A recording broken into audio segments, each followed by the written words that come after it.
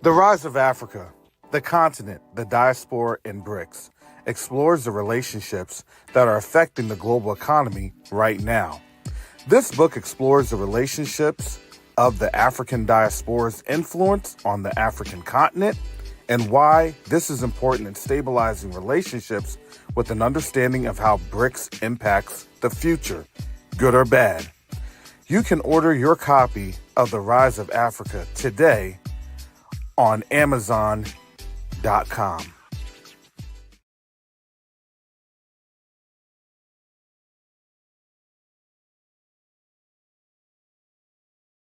Neo-diplomacy is the new currency. Neo-diplomacy is the new currency. The reason that I can say that is you have a couple of different factors occurring right now as we speak on the world stage. The dollar is being disrupted. Nations are no longer wanting to engage with the United States. But the third factor that affects each and every one of us is that there is a diaspora from the African continent that's willing and able to engage our brothers and sisters on the continent.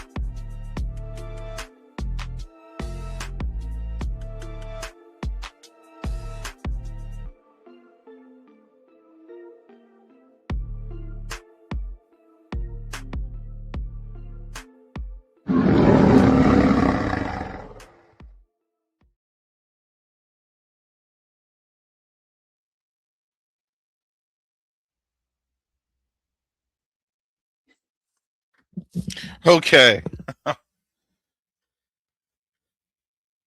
Let me know if I'm buffering. Give me a 1 if I'm good. Give me a 2 if I'm buffering.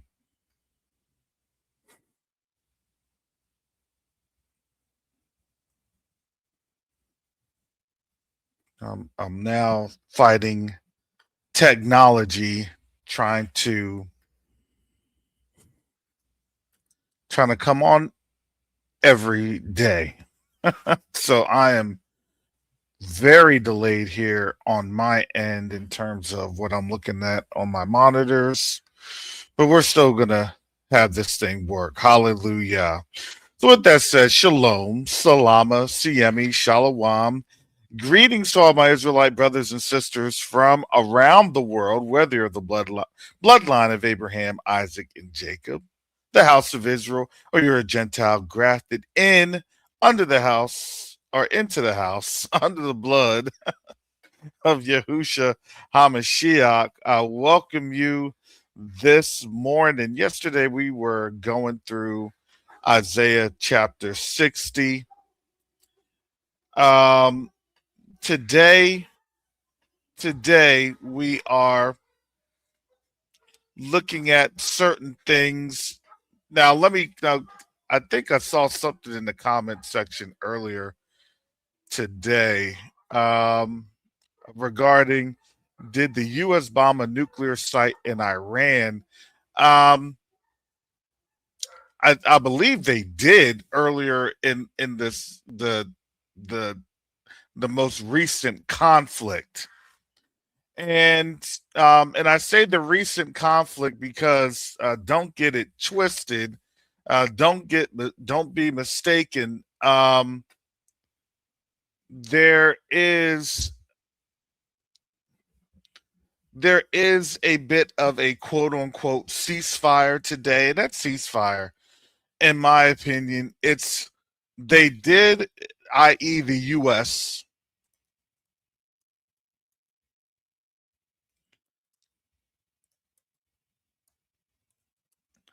they did a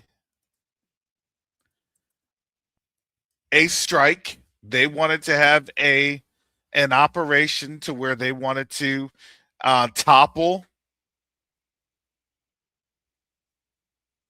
They wanted to topple the regime. They wanted to destroy their nuclear program, all of which they were not able to do. And because they were not able to do what they were looking to do, they weren't able to really, all their quote unquote military objectives and political objectives, it failed. And you could tell they were really high on their own supply. And being high on their own supply, right after Venezuela, you could tell it was, oh, Iran was next, because even in the midst of the Venezuelan operation,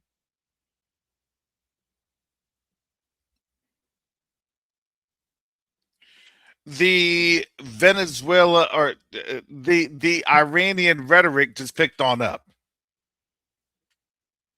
And Iran was like, okay, we're here. We're literally talking to you. What do you talk? We're meeting with you. They were meeting with them what in Oman?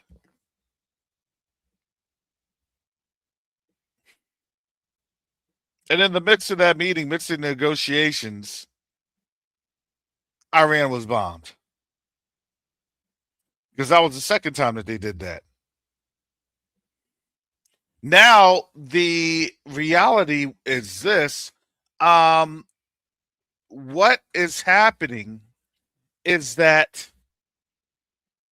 Iran basically put in more stipulations. Okay, if you want to do the crazy, you're going to pay for it.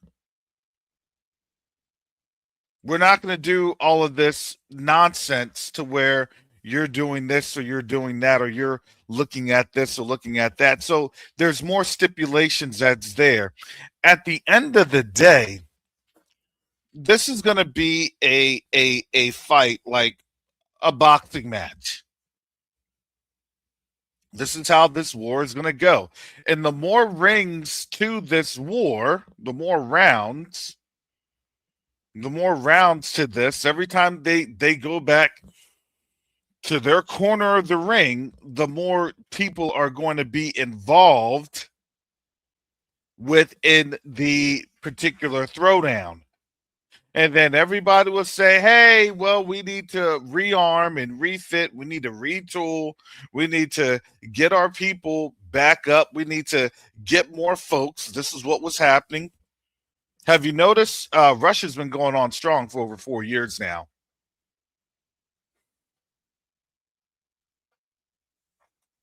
And many can argue that this is a direct response to BRICS and BRICS' growth and influence, because it's a shift in the global south. Do you think that this shift to the global south, do you think it was going to be an easy shift? Do you think that it was just going to be, oh, well, you know what? The old system is going to roll over and die, while the new system, it's just going to be here. It's going to be nice. It's going to be rosy. We're going to be going back. Look, the Most High said we're going to be going back. So we're going to be on the yellow brick road.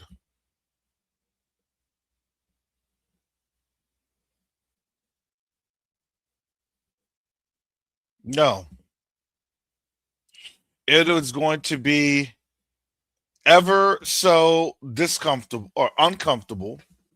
We're going to be feeling discomfort at every turn. Some days will be good days, some days will be not so good.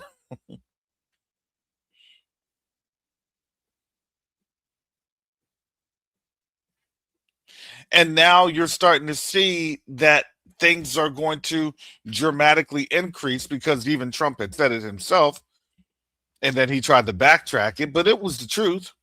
If they didn't have this, they would be in economic disaster. So what did he actually do? He had to capitulate. Oh, we got all these tankers coming through.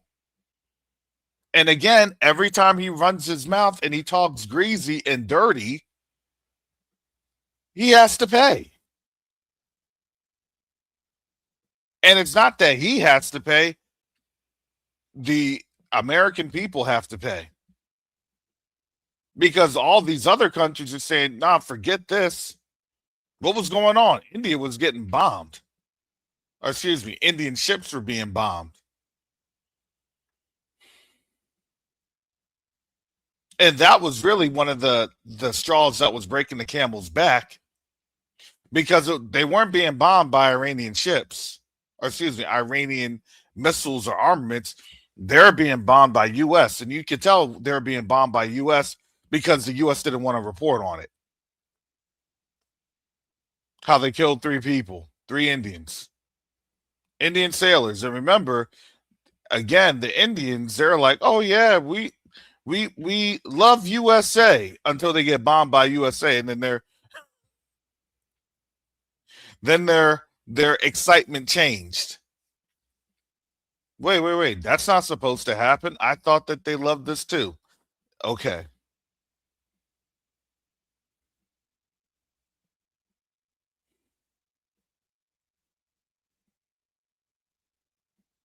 So when they began to realize that they're losing an Indian ally,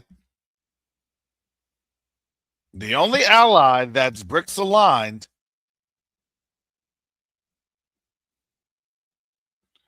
the U.S. started to get international pressure from other countries. And that's why I tell people the U.S. started to get international pressure. Why? What does this look like? Let me show you what international pressure looks like so people can see what that means, how that's going.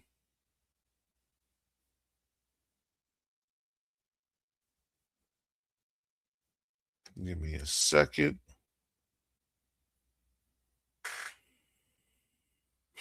Let me put this here in the chat. Sorry, lots of screens on up today. Lots of materials to cover. This is from Yahoo Finance. I'm going to share this. I have that link there in the chat. Try to have the references on out there.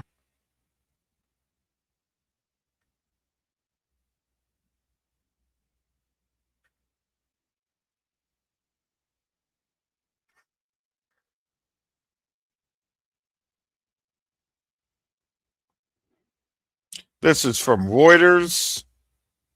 Digital euro clears key hurdle as EU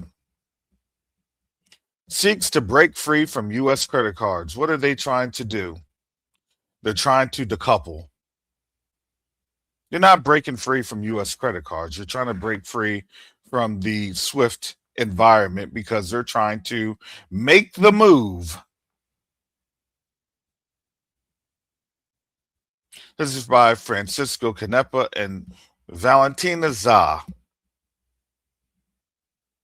This is as of yesterday. The European Central Bank secured key parliamentary backing on Tuesday for the launch of a digital euro, an electronic means of payment aimed at making the Eurozone less reliant on U.S. credit cards at a time of fraying transatlantic relationships. What does that mean? It all sounds nice, doesn't it? Oh, it's just credit cards.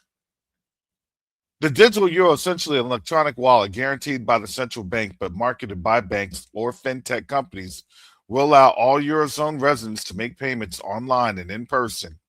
6 years in the making, ECB's digital cash has become a more pressing issue since Donald Trump returned to the White House, slapping tariffs on even established trade partners such as the European Union and raising fears that the US could one day weaponize its dominance over payment networks like Visa and MasterCard. Remember, I was telling you about the economic fallouts? This is the fallout of war.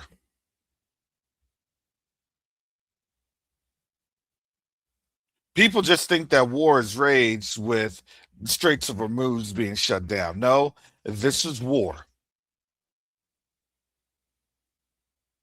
What people are trying to do, they're trying to run and hide and secure themselves from the eventual, it's not perceived, it's the eventual economic collapse of, and I'm not going to say it's the economic collapse of the West. It's going to be the economic collapse of, honestly, let's just be fair, of the United States. In my opinion, the West, or what you have in terms of European countries, and I'll caveat that European countries because I don't see that happening for Canada, nor Mexico, nor any other nation, because all these other nations are trying to distance themselves from the United States.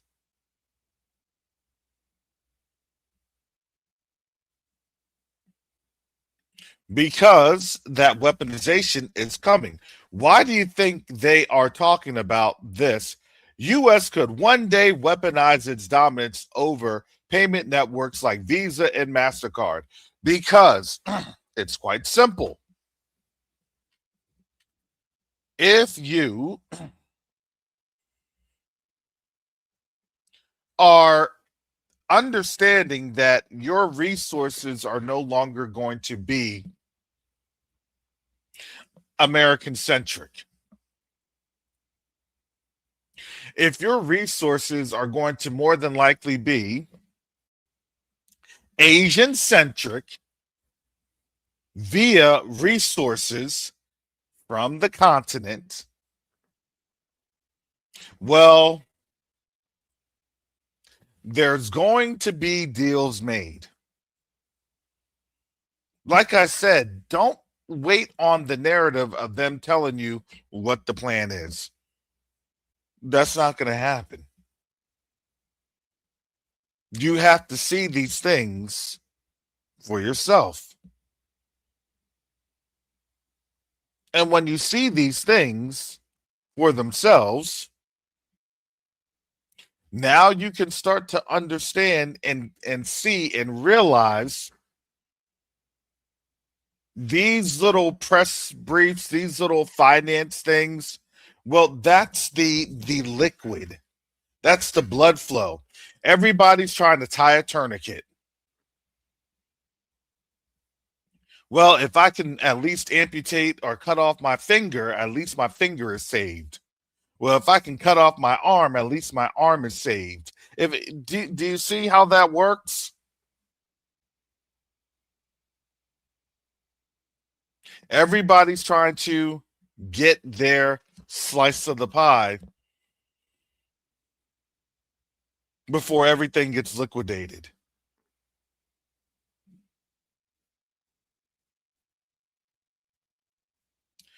The approval of draft rules by the Economic Committee of the European Parliament comes after 3 years of wrangling between the ECB and banks, which have been concerned about deposit outflows and lost revenues and sought to limit the scope of the project. The introduction of the digital euro would reduce over-reliance on non-European providers by becoming a pan-European means of payment and would bring the single currency into the digital era by giving union citizens the freedom to opt out to pay with central bank money in their daily transactions, i.e., they're getting away from the dollar. So, the question then that has to come up is,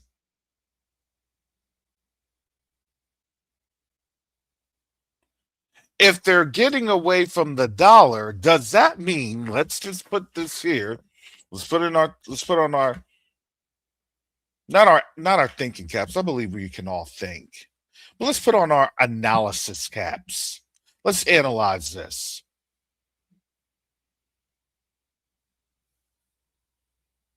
If these countries are going to pay with their own currencies, what happens to these countries then buying US treasuries?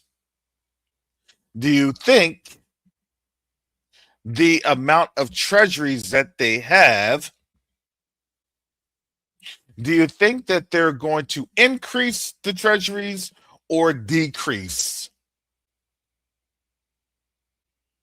Give me a 1 if you think they're going to increase. Give me a 2 if you think they're going to decrease their holdings on U.S. treasuries.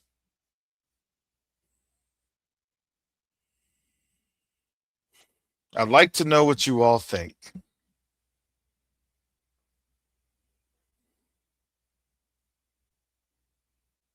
Pastor Rick Fletcher says 2. They're going to decrease. Sister Bonnie says 2. Brother Matt says 2. Pamela saying 2. Yeah, it's going to be a decrease. They're going to decrease these treasuries. And if you're being decreased in the treasury, what are they looking at? Look, we're getting these outflows. Whose outflows? The outflows of the dollar. We're bringing the dollars back. We're getting our monies in. What values the currency? It's that gold. Why do you think that gold spiked up so much? Who do you think is limiting the price of gold? It's not China. Yes, it's the United States. Because why? Because everybody is driving themselves into gold. Because why? Because nobody can rely on it. China already left. I told you, China already left the market, the system. Everybody else, everyone else is trying to basically snatch the crumbs.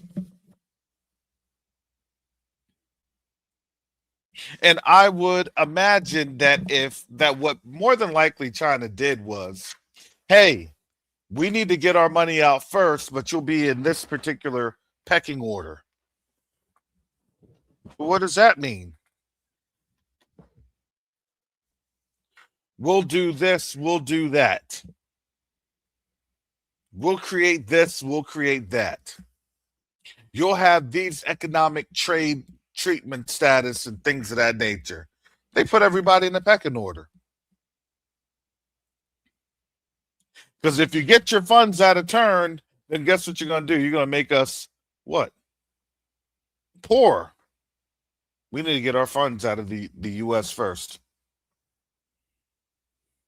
Then you. That way, we have the liquidity. That way, we can continue to do business with you. People act like folks are stupid. People act like folks cannot understand how to have fiscal policy.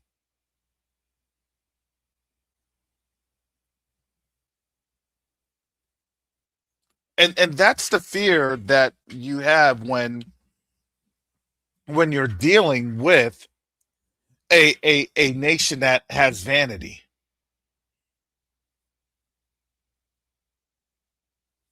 And that's exactly what it is. Yep, Minister Rick, everyone wants to get ahead in line for the bankruptcy settlement. That's what it is. We've said this. We said this a while ago. America is bankrupt. Look, the bankruptcy came when the moral bankruptcy was evident. And I say this, the moral bankruptcy being evident, because there was a semblance. I'm not saying it was the reality, but there was a semblance of some sort of righteousness, right? There was that they tried to act like there was a semblance of righteousness. They try to act like, well, we're trying to be holy. We're not perfect, but we're trying to be holy. And what ended up happening was when we cried out against the wickedness, their mask and their facade, it fell apart. Well, we could do this, and we look, and then when we started to reclaim and look at the word and read and research, well, here's R. Kelly. Well, here's this, here's Diddy, here's all that. Do you understand everything that they were trying to do to keep us in a benign state of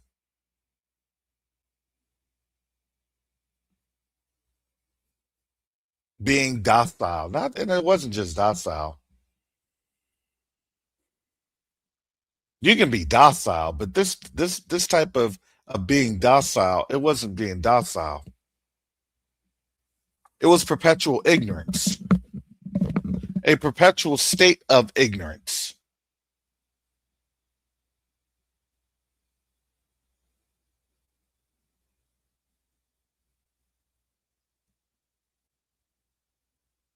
That ignorance is really no longer here within our community. Now, I'm going to say not as much, not as much, because the ignorance would be found in statements like, well, it's not about race. Well, that's not what we're doing. Well, no, no, that's not fair because that's not who we are. No, that's not fair that you're labeling all of us.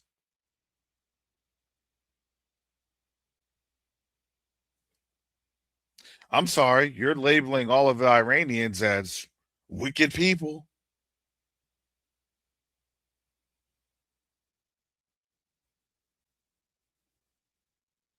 You've labeled many of people.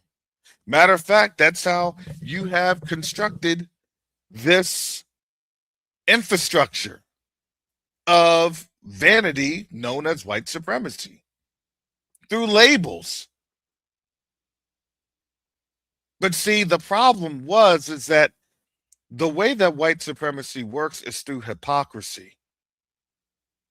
But when you're able to point out the hypocrisy, do you understand that their lies fall apart? We've been at this, especially on this channel. I've been at this since 2020. It's over 6 years. And in these 6 years, I'm going to say this has been the most transformative 6 years in the hundreds of years that our ancestors have been here in the United States. Within 6 years, this transformation has been so overwhelming that people cannot even fathom this.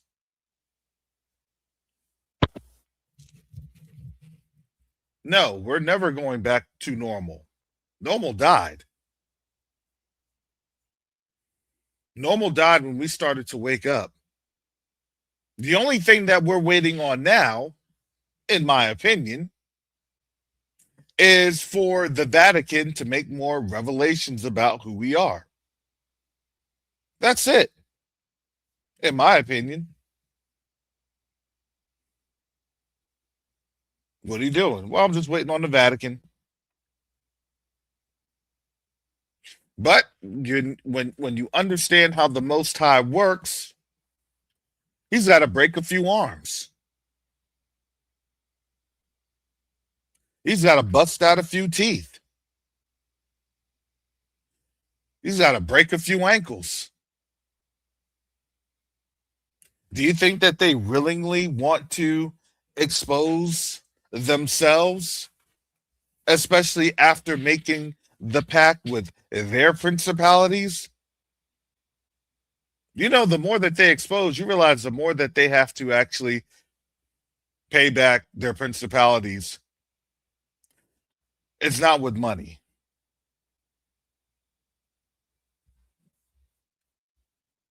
These are the same principalities. Molech worship, Dagon, you name it. All of these principalities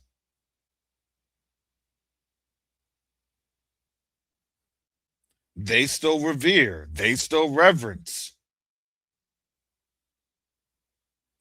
Instead of using their blood, they've been using our blood.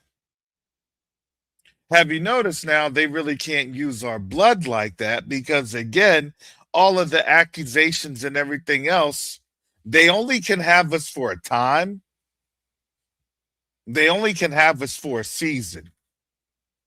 And then their allegations fall apart.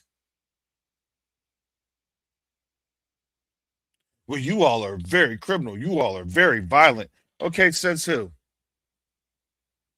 Give me the statistics on it that says that we're the most violent. Well, that's what I feel. I don't care about how you feel. I want statistics. You saw Trump said he felt about something, and then guess what? He lost them. He lost a war based on his feelings. I want to say a war, but he definitely lost a battle. They're still in war. Don't get it twisted. He lost a battle. Now they're in their timeout because they don't just lose. This country will not lose gracefully. This country will not make amends. We already know because that's what scripture's already said. So when they lose, it's going to be, or excuse me, when this thing goes to fruition, it's going to end up in this place not being called America anymore. When it's all over. And some can argue that that was probably the plan to begin with. I don't disagree with that notion. How are you ever going to be paying back 39 trillion, almost 40 trillion in debt? They haven't even realized all of the monies and funds for this quote unquote war. Because trust me, it's more than just $1.5 trillion.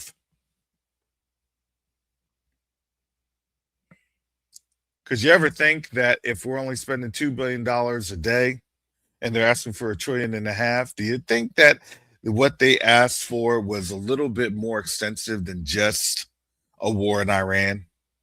Do you think that what they're doing is, do you think that they're putting out and leveraging the military, i.e. National Guard and things of that nature, and all the state's capitals, how they are having gendarmeries, basically military, federal policing and governmental oversight, policing authorities? Why is that? Because they're preparing for a liquidation, a balkanization.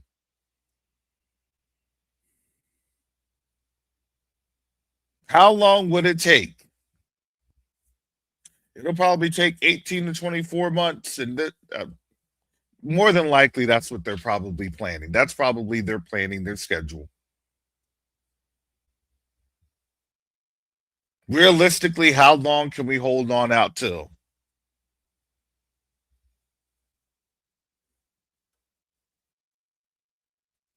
I mean, literally, Trump has already told you.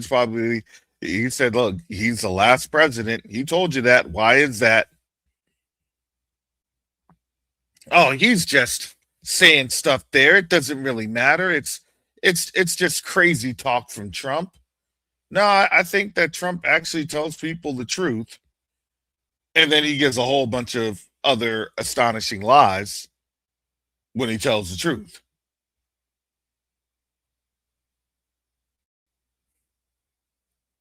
So the truth that's told doesn't seem as though it's the actual truth. But remember, dark sentences, shadowy talk. Hey, we already told you that this is the last presidency, so you shouldn't really be too upset. We just have to transform things. We told you we're bankrupt. So you shouldn't be too upset. So it's just a transformation. This is how bankruptcy goes. Just a transformation. Are you still going to be in your house? Well, you may not be in the house that you want, but you may be living somewhere. Well, you may not have all your family members, but hey, at least you're alive. Hey, this isn't a life worth living, but hey, at least you're alive and you're breathing. Isn't that something?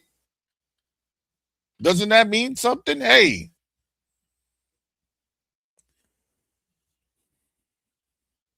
no, you're not in slavery. This is just a managed camp that we all have to do because we all have to do our part. Are you trying to tell me that you are better than others?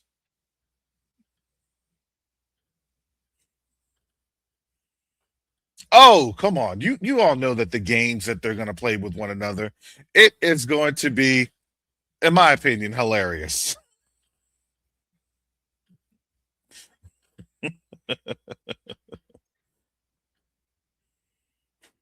Oh, just wait till the Europeans are here and they balkanize. That's why I was trying to explain that to you. When Jacoba had that on out, he had to move that video to Odyssey. I think they I think they gave him either a strike or they had suspended his channel. As soon as he played that video that showed the balkanization of the United States. That's why Trump was saying Gulf of America. No, that Gulf of Mexico, because that's what's going to be a purchase. It's going to be a liquidation act. Okay, well, we gave up California, Texas, New Mexico, Oregon, Washington, Idaho, Colorado. But we're just going to take all the southern states.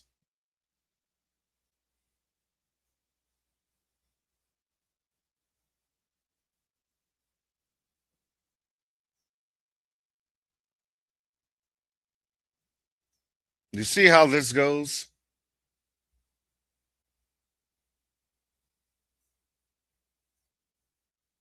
Now people are beginning to sit up and realize maybe what they planned for with it coming to pass,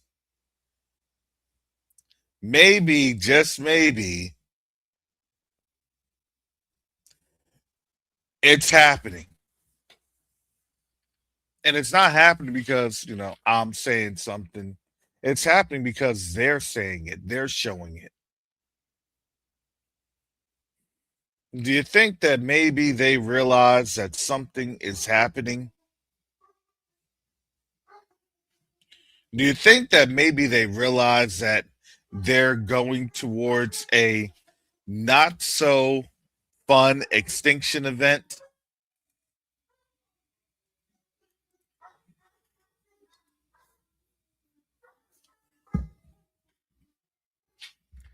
Let's show this right here.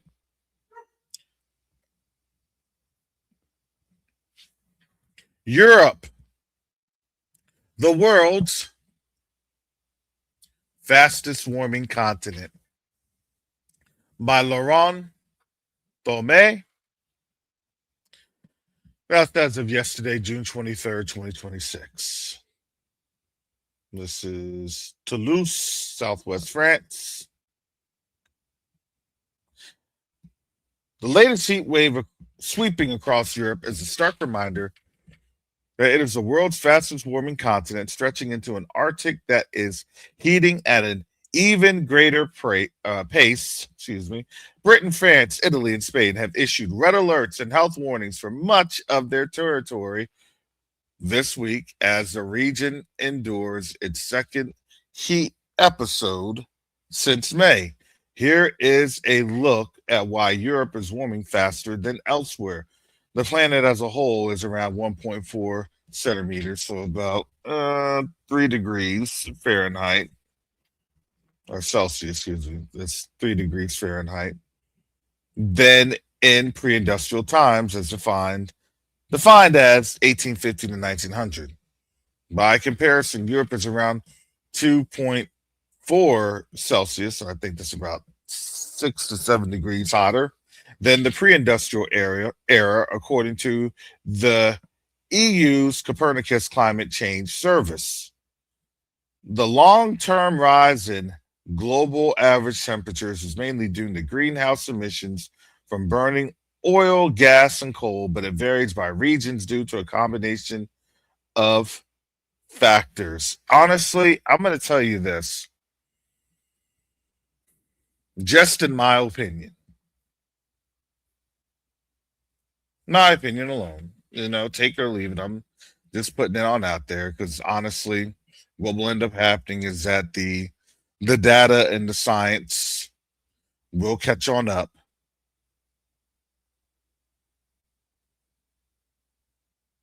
The data and the science will catch on up. So, in my opinion, if I'm wrong, I'm wrong. I can admit when I'm wrong, but I'm just letting you know that, in my opinion, as they have been doing these data centers,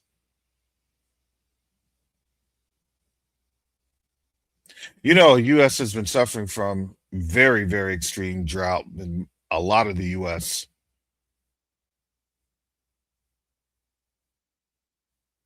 Now, I don't doubt that a lot of the water is being sucked up by these data centers. It's showing that parts of the Mississippi have been falling dry for a while. That was since last year. But I think people have tend to forget that whenever you're running a machine, machines run hot. They need a cooling system. They're burning energy. That energy is heat. That heat has to be displaced with something to cool it. And water has always been the natural cooling element. Now, whether that water can be then recollected, that's a different environment because maybe that water is also burning up, not just with the sun, but with also the the data centers.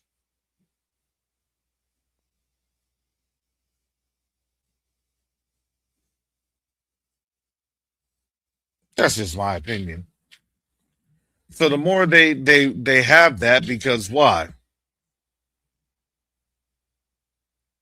Because when you read the word, we're covered under a firmament. Ain't nobody going to no type of Mars. Stop playing.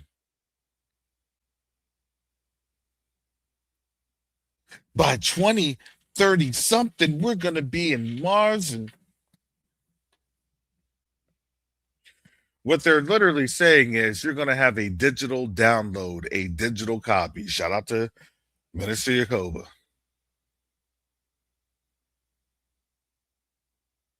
But they're going to make it sound real cool. And they're going to say, hey, who here wants to voluntarily self delete? Why? Because what are they trying to do? They're trying to have one of the biggest sacrifices that they can. Do you see where this is going? Do you see what the prophets of Baal are doing? See, you have to understand this. When you're looking at the Bible, when you're looking at the word, they never like to see themselves as they were the people that the Most High was talking about and being judged. That they were going to be okey doked into a system. They thought they had Yahusha.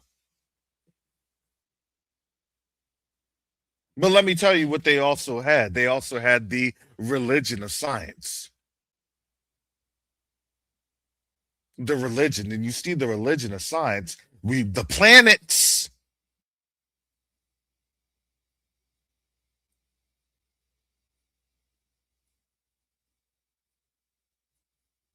Trust and believe in the planets. That's a religion.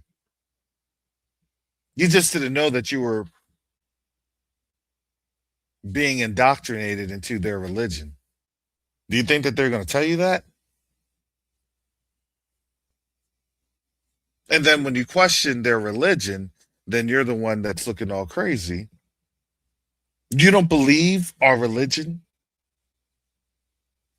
Look how great our God of science is. We're going to have all of these rockets go up into space. We're going to colonize other planets. We're going to explore and do this. What are they doing? They're giving you their gospel, their doctrine. They're having you believe. That's the religion of science. It's a religion. And I used to have these debates last year with some of the students. Well, you don't believe this, you believe, and I said, well, tell me if we have stars. I said, just think about this. I said, I'm not going to either prove or disprove anything. I said, but I just want you to think about this, think about that, think about why they say that technically, according to and this was Neil deGrasse Tyson. Well, we haven't really been past the Van Allen belt. Okay. Well, technically, we can only be in lower orbit. What does that mean?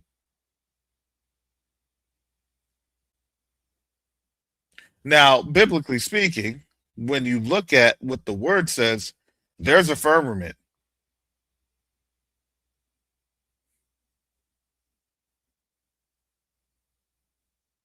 Have you ever thought about that? They know that they are, quote unquote, they believe that they're enslaved to this earth, which they are. I mean, because think about it. If you aren't really here naturally occurring,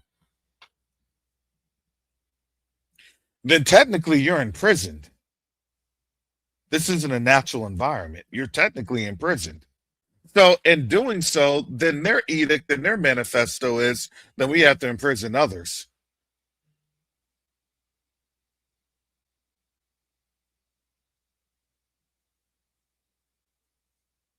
Why do you act the way that you act? I don't know.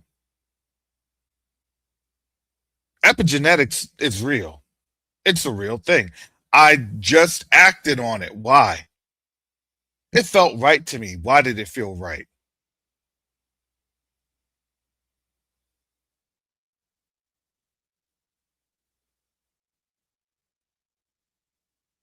See, when you're a child of Yasharal, it's not just a spiritual thing, it's also a physical thing. But guess what? We're more complete in who? In Yahushua HaMashiach.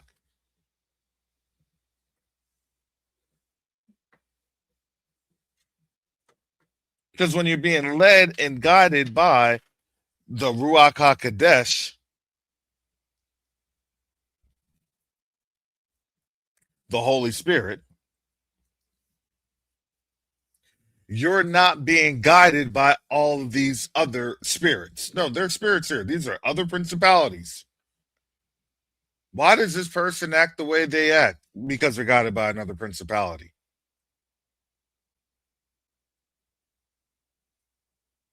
What do? Well, these folks will literally do what? Pledge their allegiance to other principalities.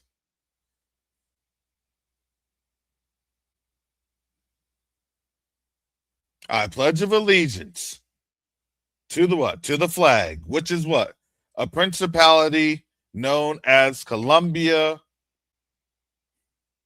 Dionysus, Liberty, you name it.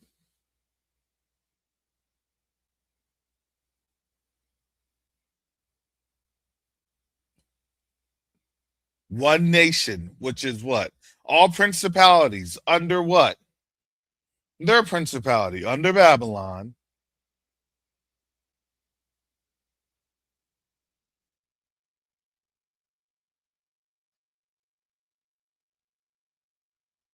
Under the Greek Roman system that's now been firmly adopted into this system.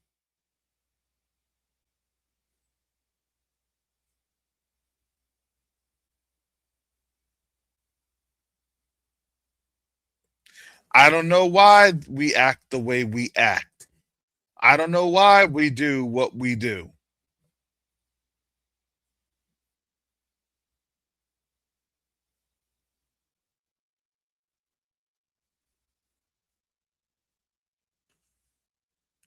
Since their system is collapsing as well as their population, don't get it twisted.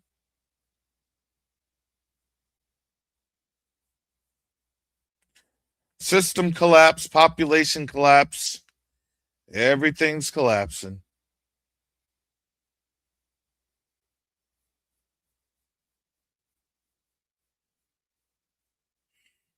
If your population's collapsing, then obviously your money supply is going to collapse too.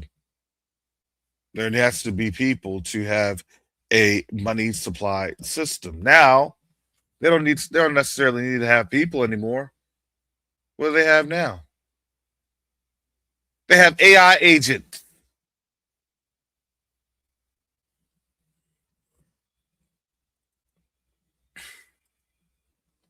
Don't talk about AI. You're going to be discriminating against AI. That's coming too.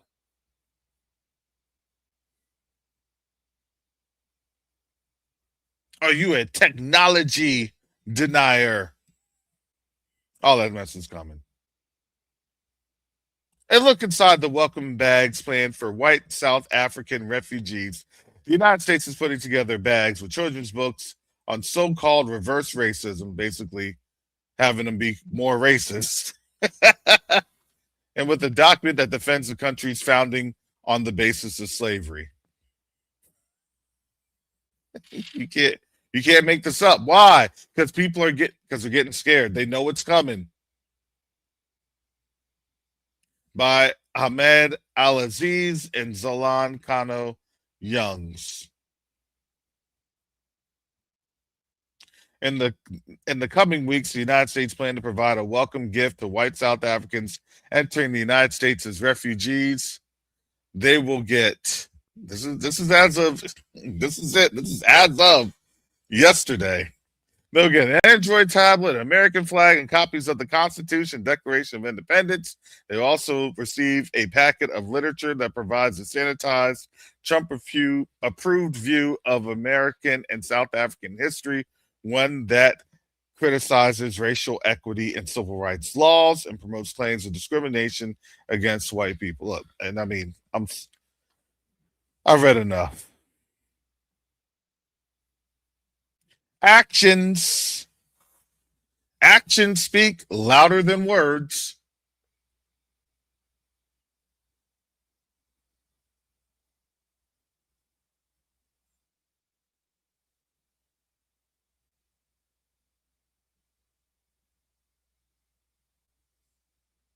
Mm-hmm.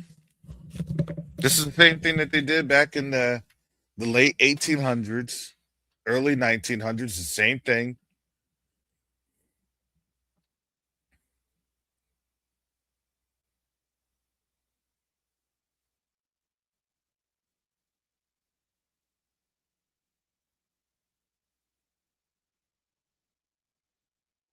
What are they trying to do? Remember, I told you they're going to live and die off of slavery. I told you that. We read this yesterday. And now you're seeing this. This thing comes out yesterday. You cannot make this up.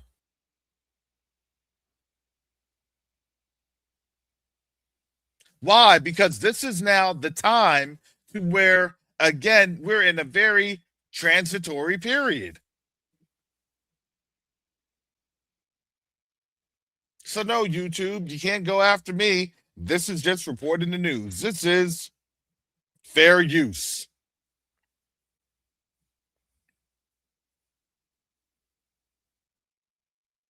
This is education, learning, entertaining.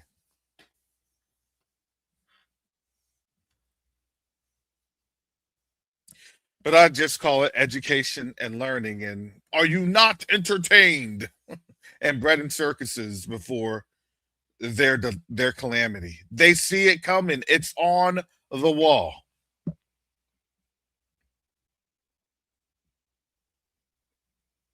So now when you see that Trump has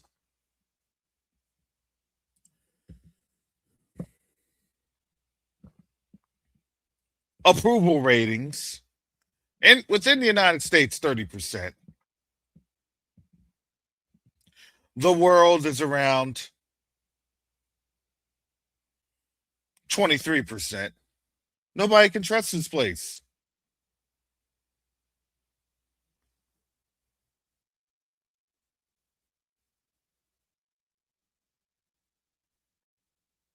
This is the backlash.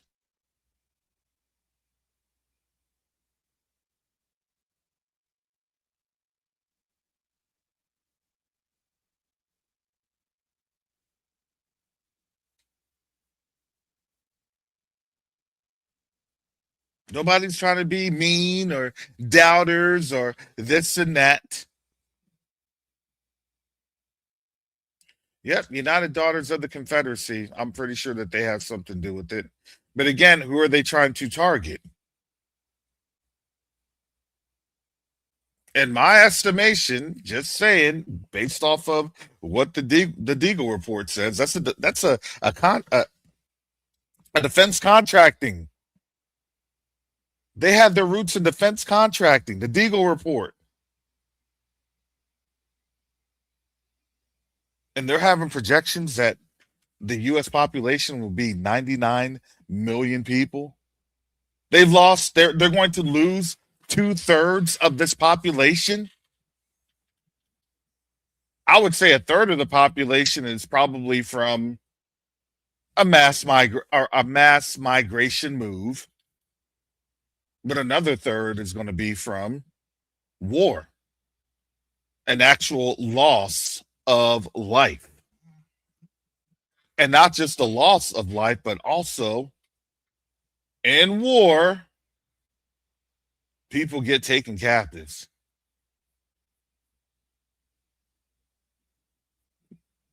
They take the best of the people. You don't think that, and that's why I tell people, I'm like, what do you think about these databases and everything else when you're putting your resume on LinkedIn and Glassdoor and Indeed and all these other places, Monster Jobs, all this other stuff? Guess what? I've said this for a while. I portended this for a while. Do you think that what they may be doing is racking and stacking people? Oh, we need this engineer. Yep, we need this person here. Yep, we need that there. Yep, we need this here.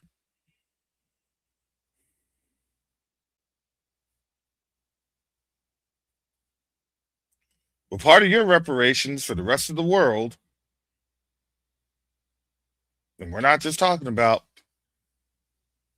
Africa.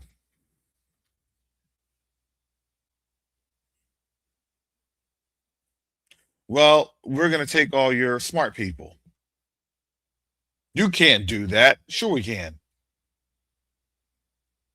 He did that post World War II for those German scientists.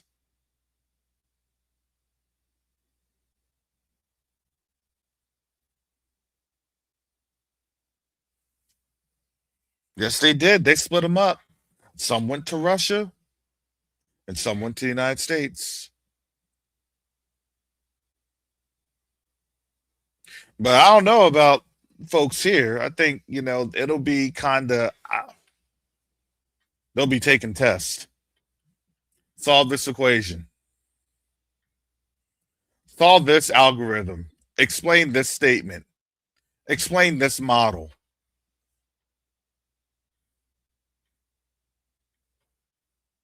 Not smart enough, they'll be disappeared.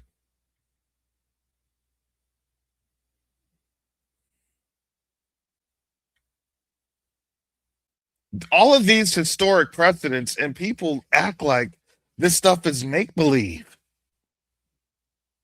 It really is hard for me to fathom, but that's what we do.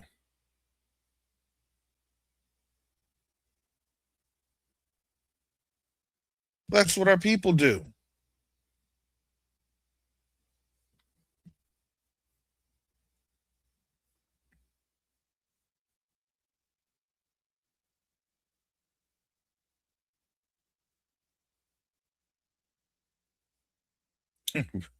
She said they did it in Greenland, the film.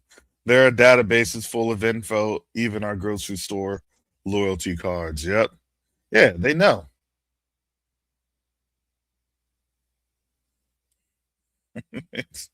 Brother God says you should look on social media of Gen Z reading note cards. Some can't even read cursive.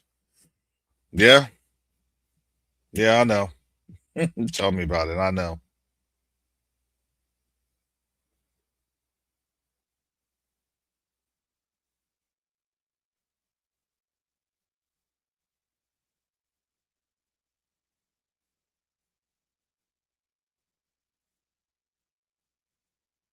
So we're living in the footnotes of history.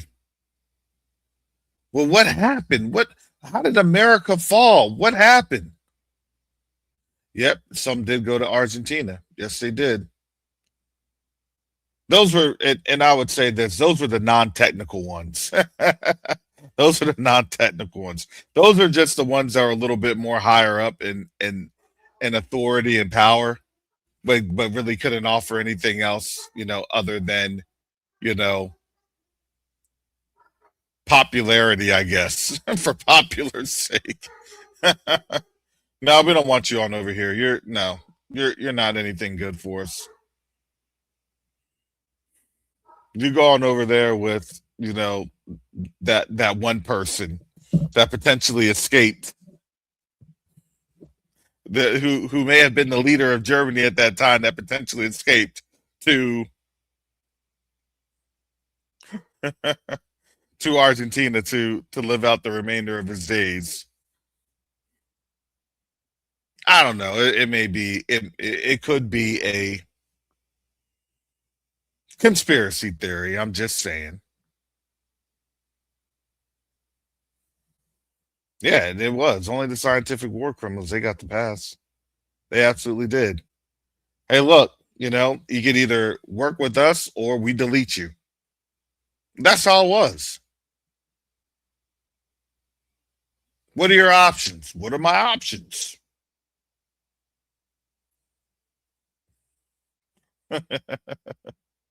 It's a funny mustache traded in Guten Tag for Buenos Dias.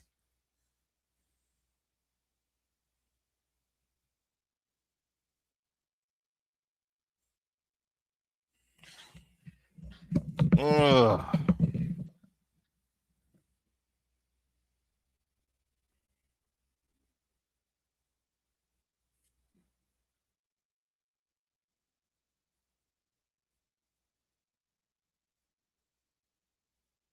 So now, so now people are really starting to understand what these last days are looking like. Oh, it's the last days. There's wars and rumors of wars. The last days, last days, last days of our captivity. Because we know we're leaving. We just don't know the vehicle that we're leaving in. It's like this: the Most High is providing that spiritual Uber. You don't know what type of Uber you're going to get until the Uber pulls up. But trust and believe you're getting a ride out of here. For those that are faithful, trust and believe.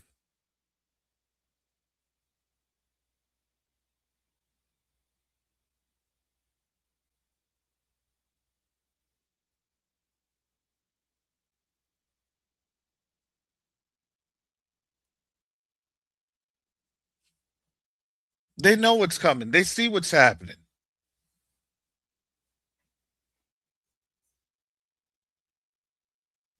When I look at these ceasefires or cessation of hostilities,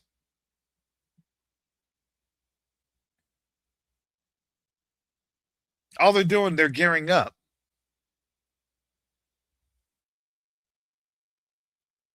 The U.S. took an L to a president that says he's always winning. A lot of losses,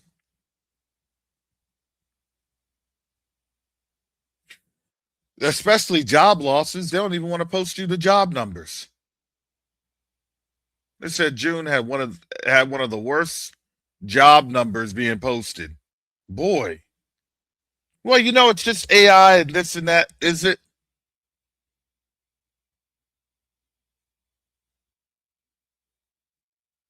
Who's really buying our products?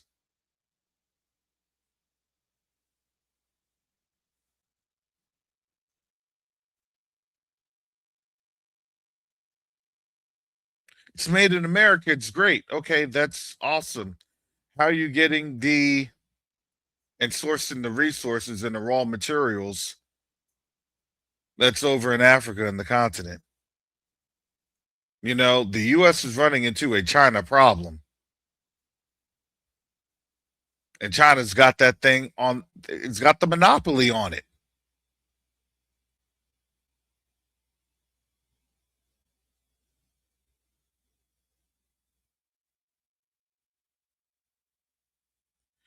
All I'm saying, just because somebody says that it's the truth, no matter what, and everything is good and that, look at what's happening in front of your eyes. What's happening in front of my eyes? Oh boy.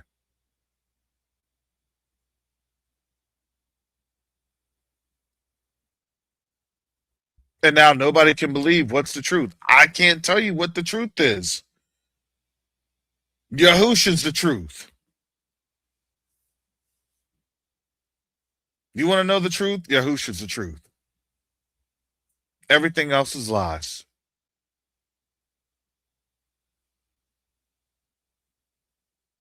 Speaking of lies, let me tangent to this one.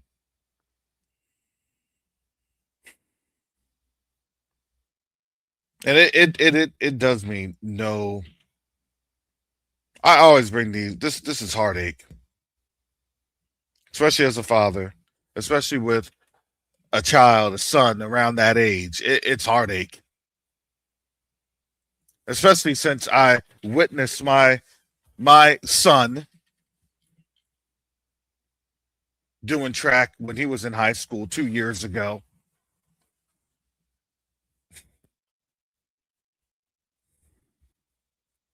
And that's what they would do. They'd go on over, they talk to other folks because they would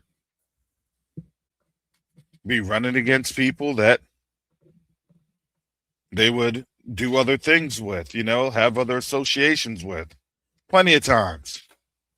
My son played club soccer and he would see some of his even club soccer teammates running track.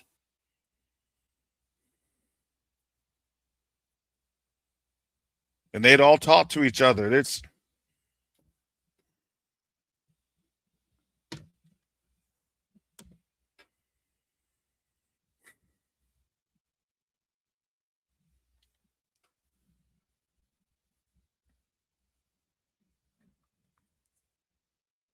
new Carmelo Anthony legal team. Russell Wilson, Gary Bledsoe, Mike Ware, Brooke Cluse, Sean Doridia, and Justin Moore. What we know. The team of lawyers announced they were taking over Anthony's case on Monday.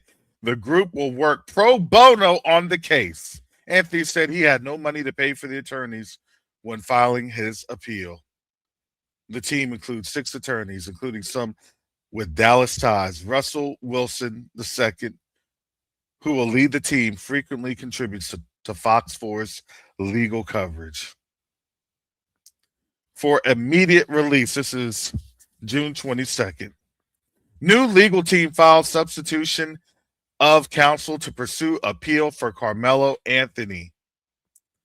This is out of Frisco, Texas. A team of leading appellate civil rights and criminal defense attorneys announced that it has taken on the case of Carmelo Anthony, who was recently sentenced to 35 years following his murder conviction and the death of Austin Metcalf. The team, serving pro bono, will review the trial record and pursue all avenues of appeal. I have the website here. Gary Bledsoe, the longtime Texas NAACP president, is also part of the team. The team's letter says they will pursue all available avenues of appeal relating to Anthony's murder conviction. Lee Mayer, a noted civil rights attorney, posted online that he helped put the team together. Immediately after the conviction, Carmelo Anthony's father reached out to me and asked for help assembling a new legal team to fight for his son's future. From that moment, we have been working nonstop to bring together experienced appellate and civil rights attorneys to review. I'm gonna tell you this, and I'd rather see his picture than the thumbnail of him being shaved. You understand that is all that's enslavement.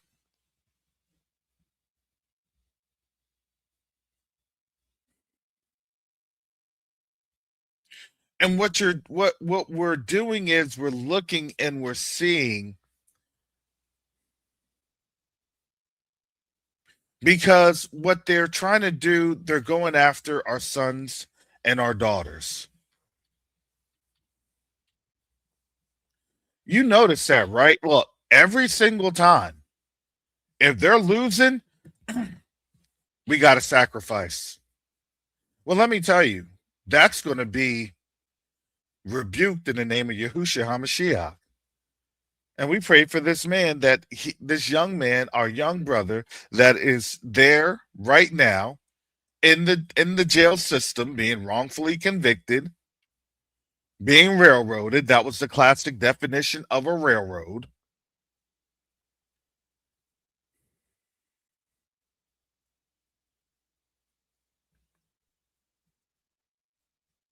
You know, when we talk about the whole reparations thing for Ghana and things of that nature, when we look at all the things happening,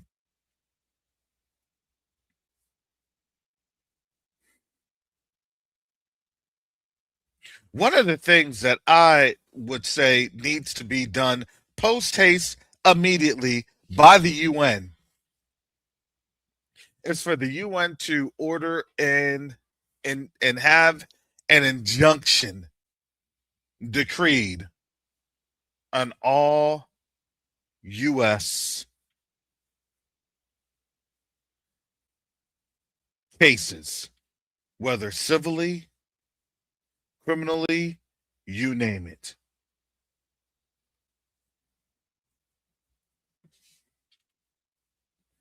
That needs to be done at the very first. All lawfare actions would have a cease and desist.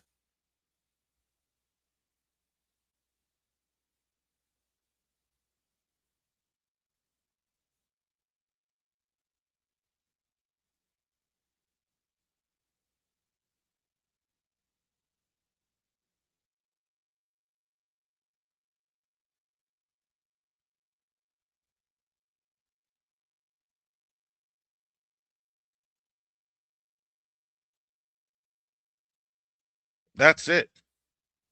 My opinion.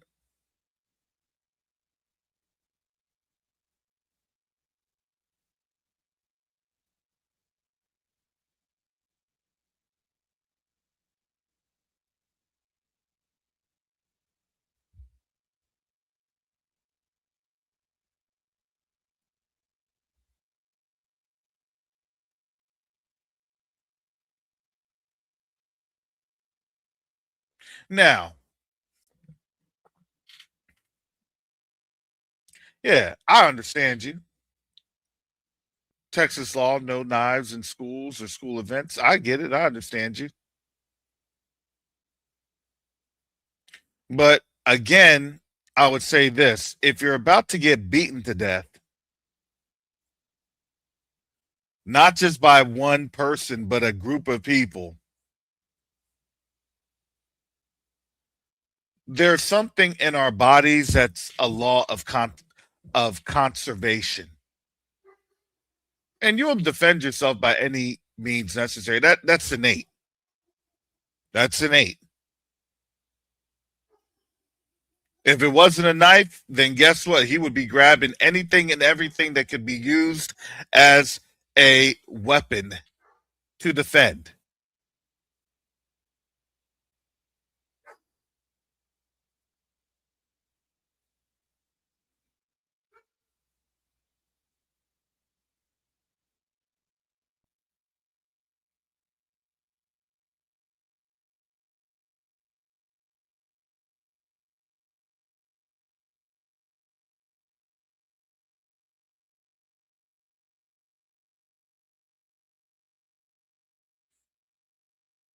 That's what happens. Yeah, had he had thrown a lucky punch, same sentence. Absolutely.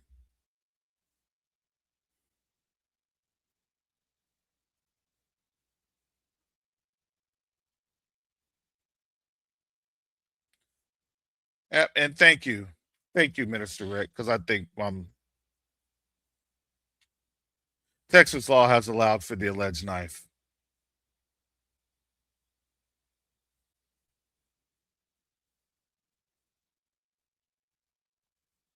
And yeah, I would say this at track events, they do have that. They do have the little knives because, again, when they're cutting the tape and they're cutting all the other things,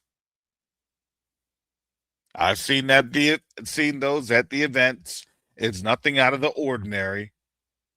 This dude did not have a hunting knife.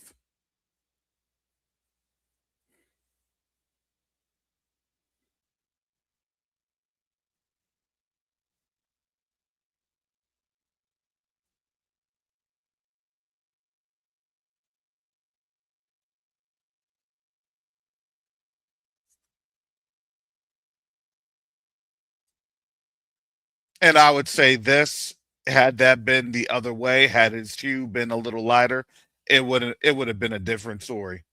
Well, he was he was trying to defend themselves. There's a bunch of people, bunch of students.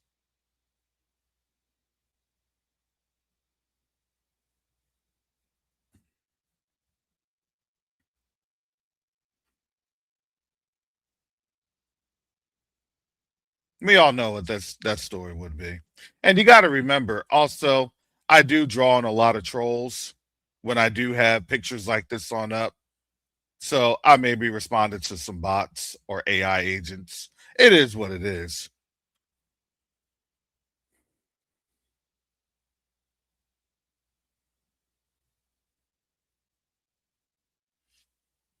There are things again I can see in the background when you have a legitimate person.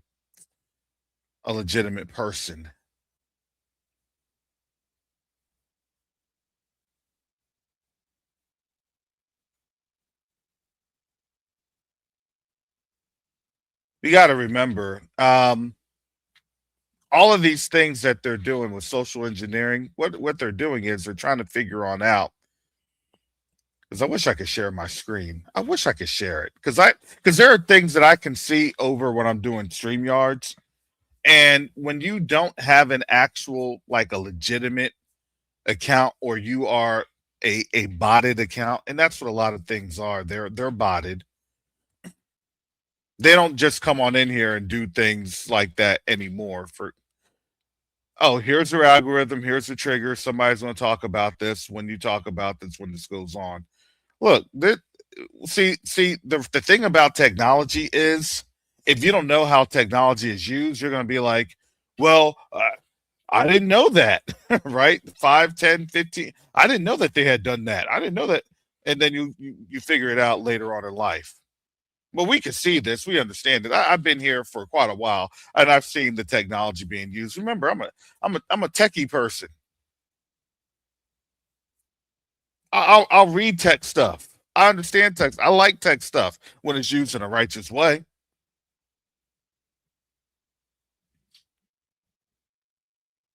So what do you have to do? You have to unleash your agents into the wild, per se, into the communities to do what? So they can understand how to have the algorithmic responses.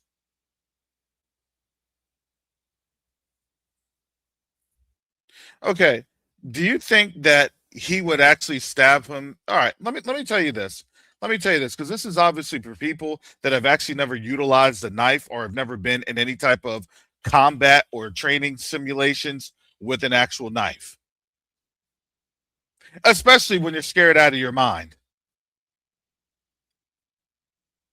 I'm going to tell you what probably happened, especially now that the footage is actually showing this. Oh yeah, see, he's definitely trolling up.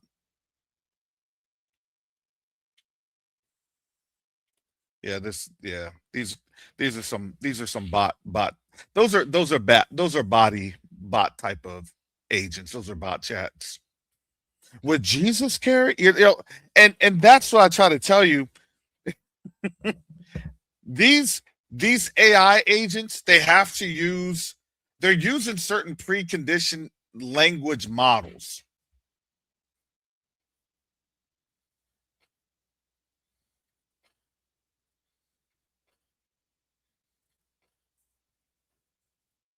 Yeah, there's a lot of stuff. Yeah, Peekaboo said, "Did you see the video showing the incident? We can see the strange things like a boy who was under the tent ran to a trash can and threw something in trash can. He came back later to retrieve it. He was listen. Listen. I mean, think about this.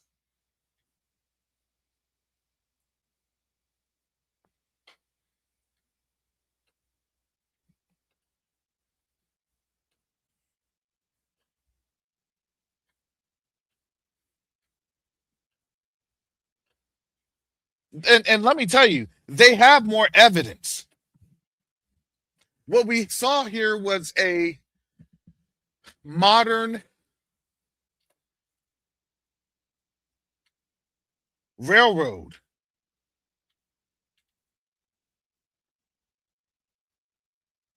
This was it.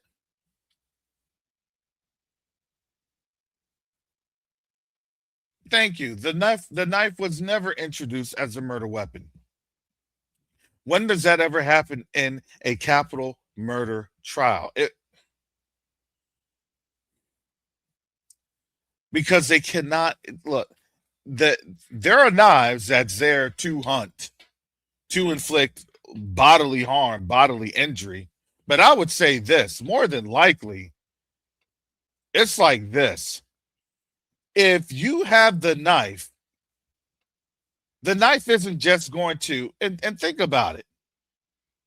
Think about this. I'm just saying this, especially for our people, especially for a young man that's thinking more so, he's more rational than irrational. He's understanding his future, his life is on the line, and things of that nature. See, people don't think that. See, what it is that their innate racism is like, well, these Negroes never think about stuff like that. No, we actually do. And we have to think more about it, harder about it than you all, especially of other social hues, have to think about that. Because again, we grew up, we've gone to high school, we've gone through these things. And especially if you're in a community that has a lot more of them than us. Oh, yeah. You're talking to a person that graduated from Olathe East High School in Kansas City, in Olathe, Kansas. And I was tried by a big corn-fed person my first week of school. And I stood up and I said, try it.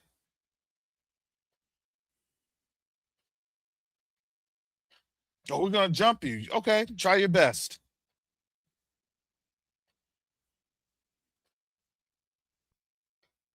My uncle in the Navy, he showed me how to box. He showed me how to take my stance. He showed me how to stay wide in my stance and to maneuver. I wasn't going to be going on out there just swinging wildly. Nope. I knew how to cover myself, and I knew how to throw a punch. My brother and I used to throw down all the time, leaving holes in doors and everything. Our fights used to be kind of brutal.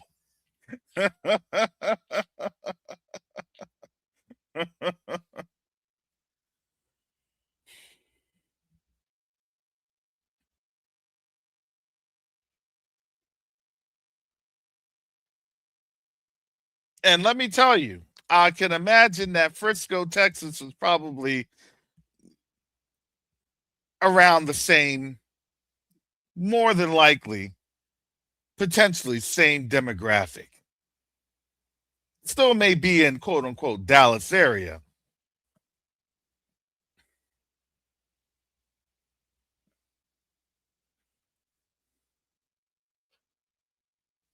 And yes, they mess with us because they feel that that is their rite of passage. Oh yeah, remember that black dude? Remember that? Remember? I've been here before, so I can definitely epitomize. That's why I haven't commented like this, because I'm sorry, I feel it a lot more. It was by the grace of Yahuwah that I didn't end up like that brother right there.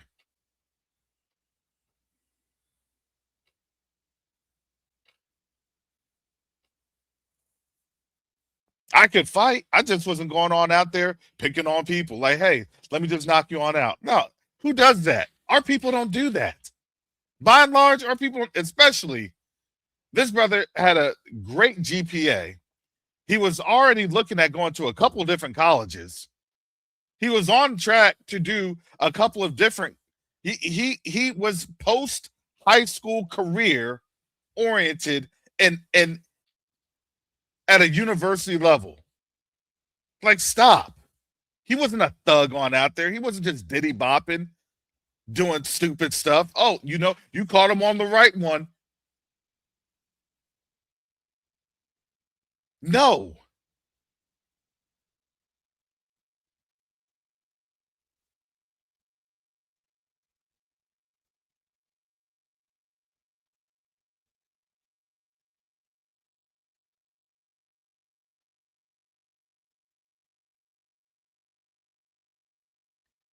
So I pray this. I pray that once this all happens and he gets his appeal and he gets released, I pray that they sue not just Frisco, but I pray that they sue the state of Texas for every single penny that they can.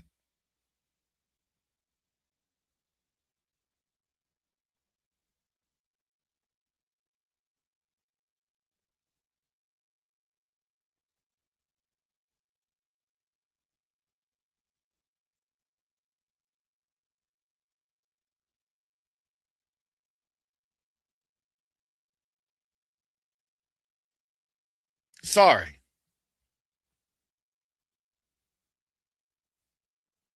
Yeah, of course he was the target. They don't get a chance to have, if they see the opportunities right now, oh no, they're gonna have a sacrifice.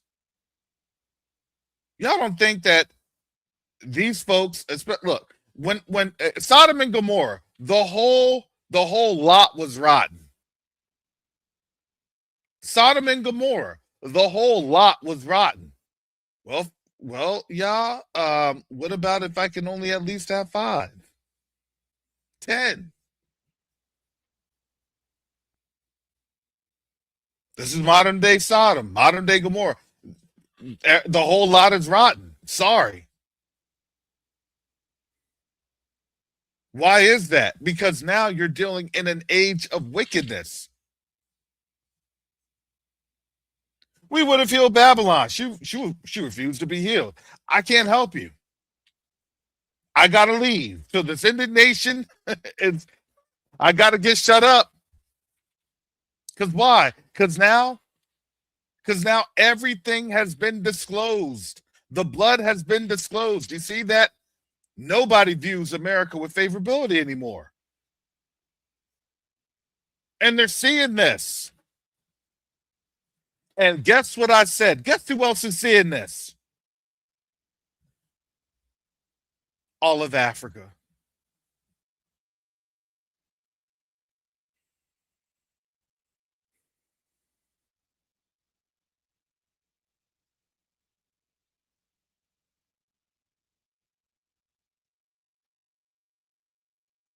That's why I said this will be a great test for the African Union to flex some muscle. You want to talk about the legacies of racism and the transatlantic slave trade? Then guess what? African Union, if you stay silent about this, Ghana, if you stay silent about this, Mahama, if you stay silent about this, then you're an absolute hypocrite. Then we can't trust you.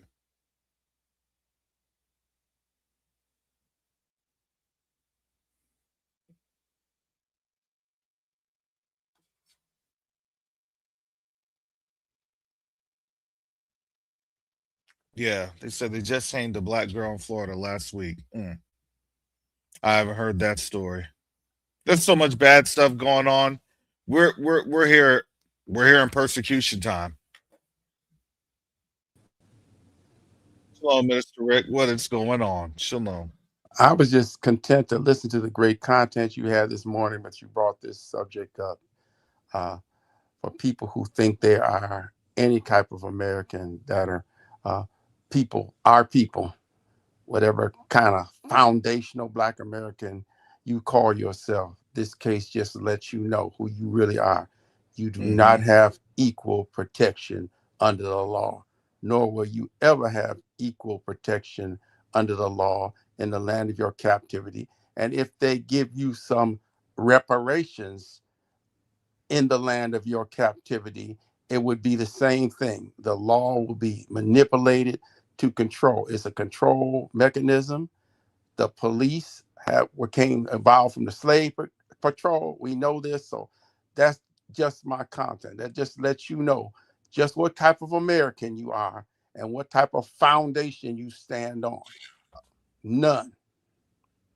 That's my comment. I can go.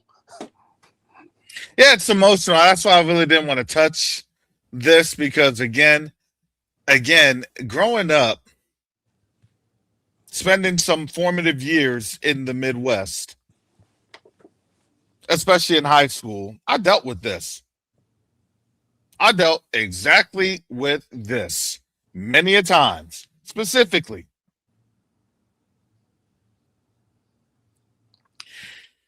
And you can try your best to fit in and socialize and do everything else.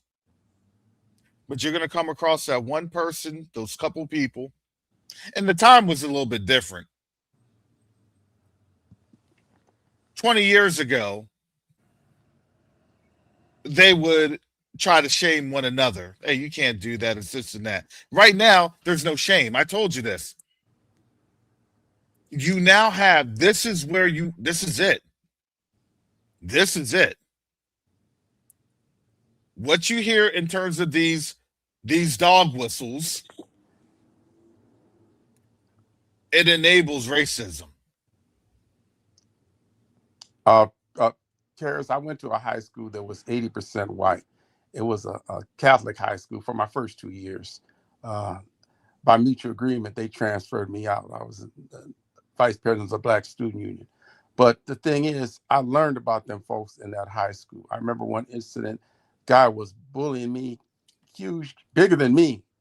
And I remember this Black basketball player, he reached over me. His arm didn't even touch me and grabbed this white boy, snatched him up and said, "Who you messing with?" I learned that we stuck together, our people, in those circumstances. We can't let our children go out as individuals among them people and understand you are not whatever they call you are. You think you assuming. This young man assumed a lot of things, that he would have comfort from the rain under this tent full of them other folks. It was a lot of stuff there. Our children just need to know you are not free. You're in the land of your captivity, and you have to act according to knowledge, because our people perish for lack of knowledge. Yep. Here's the thing. And when they say, well, how come you all don't want to participate or hang out or do prime examples.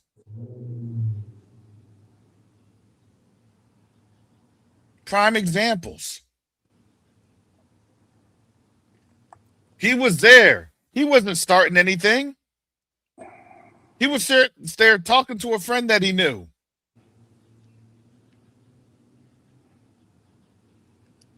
We were taught to treat them But folks like bees. You see one bee, you might be safe. well, you You see a gotta. swarm of bees, get out of there. Yeah, they said they had samples that testified against Carmelo, but think about this: if you're in that community and you know how they operate, you know that they were probably getting some phone calls. You know that they were probably getting some untracked phones and text numbers and things of that nature. If you don't do this, we're coming for you next. People think that that's gone away. That's just in a movie. No, it's not.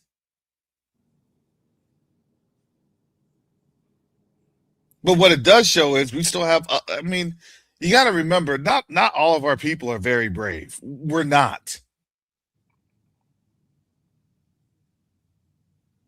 But we're doing the best that we can right now. And the best that we can right now is we're sitting out of things and we're not participating. Economic restructuring, economic facilitation. We're facilitating, supporting ourselves, and supporting our businesses. It's exactly. We need to turn to each other. Uh, we need to operate among ourselves in protection. And this is how we made it through Jim Crow when we knew those things were coming. That we had to protect ourselves and be careful, and our children. There was a way of operating, and what we're doing is we're actually reinstituting the beneficial things of Jim Crow that we were forced to patronize our own people, patronize our own business and things like that. And we're doing that now. So will a nation be born in a day? We got to start putting together that nation, the birth of that before the Exodus, and get used to loving each other. It doesn't matter. That's I never considered white people that hated me as my biggest threat. That's like a mathematical constant to me. That's just there. You allow for the constant. It's black people that hate black people that we have to get rid of. What I mean is they have to learn, be taught to love each other and operate each other. And the rebels that are not of that, the Boule class, has just been moved out of the way for the Most High to deal with in the Exodus, in the wilderness if necessary. So there it is. Yeah, these are very sad. This is all I can say right now is that honestly, as Jacoba says, if the Most High doesn't rescue us, if the Most High doesn't come for us,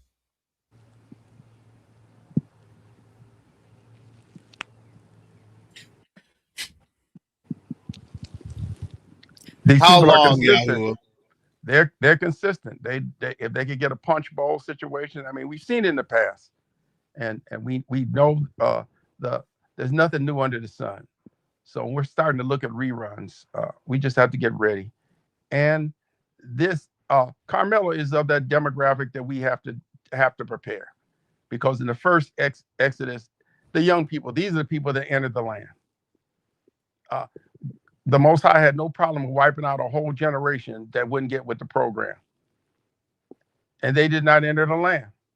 So this is the demographic that we must see, make sure that they're ready to get to the land. You know, not so worried about. I'm not so worried about me getting out alive.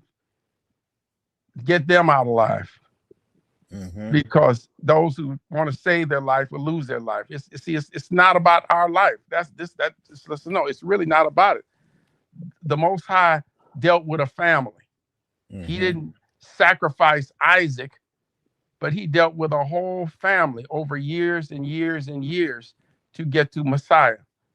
And we are been given this individualism to help us be co-conspirators in wrecking our own families here, breaking the ties that bind between the black man and the black woman, That's been the MO from the slave ship, separating families.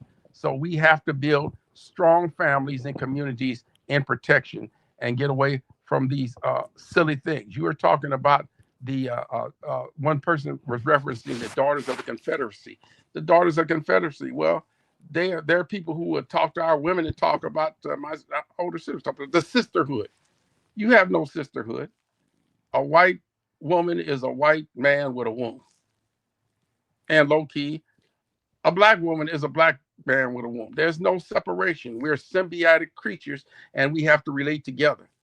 And all these foolishness, we cannot operate with the rules of engagement of the slave breeding plantation and move ahead. We have to build strong families. That's one of the things he judged us for, disloyalty and breaking contracts among our people, marriage compacts and things like that. He talks about whoredom is a curse upon the land. He's sanctifying us. We have to come out of all these Babylonian traits and become the people and it is happening. He's sanctifying us. And I don't want to go on. I don't want to go on, but you just know. I told you that, look, stuff like it's emotional because when you see them actively going after our children, that's different. And now the funny thing, it's not funny, but it is truly sad. Because here's the reality of this.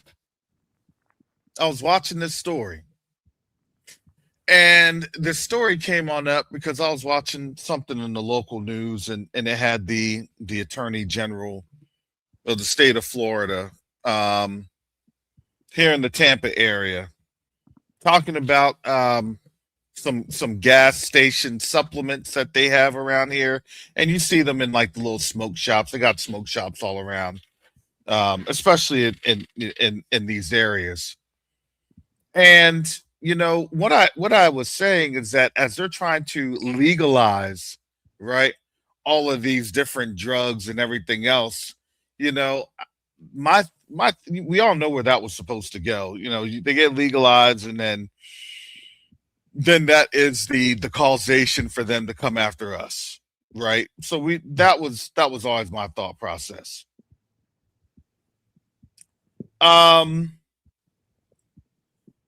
Well, here in the state of Florida, they had to do a quick mandate because there's a lot of people, and I can tell you, you already know why they do the quick mandates, who it's for, and you know the hue of the person that was affected with her son, and you know the picture and everything else,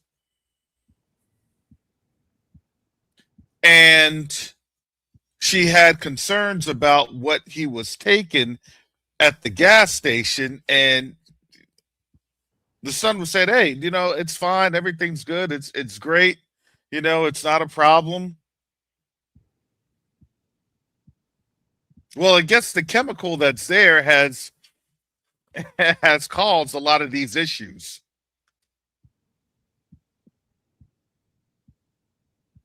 Just in my little bit of understanding here. So don't quote me on the whole thing. I'm just giving you my synopsis of what I've heard.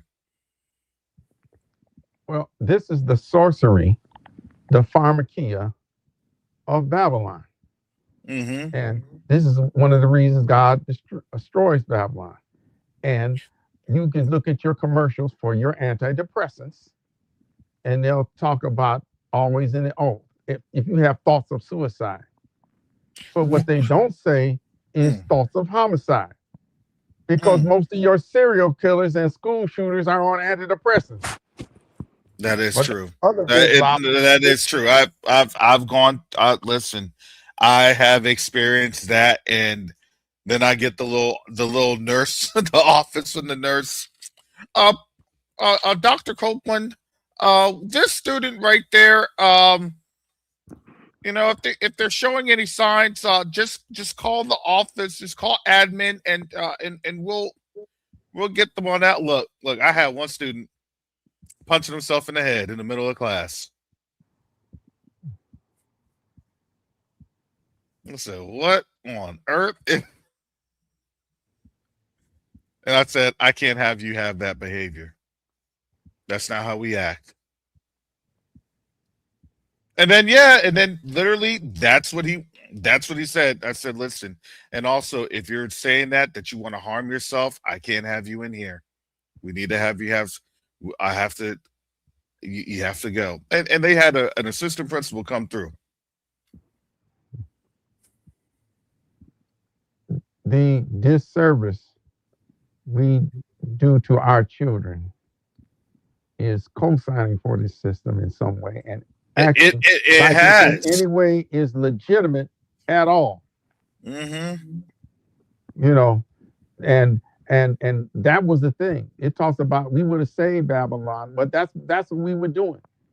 We were saving Babylon. Dr. King was talking about we're going to make that the words of the Constitution will be true. That these founding fathers, and say he was referencing that. He was trying to fix Babylon,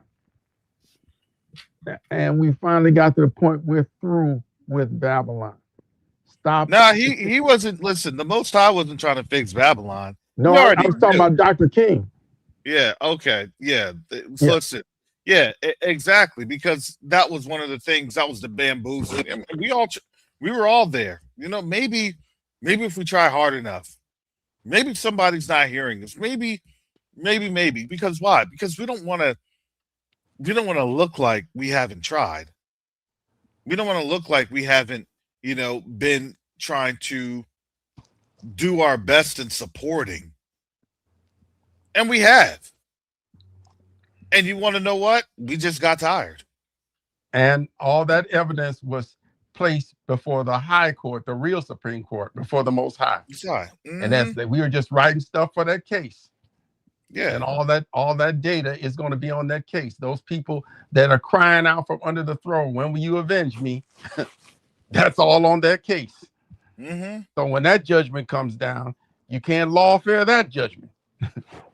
Well, now they're seeing that their lawfare is being turned against them. That's the whole thing with the UN declarations and all of these African Union declarations.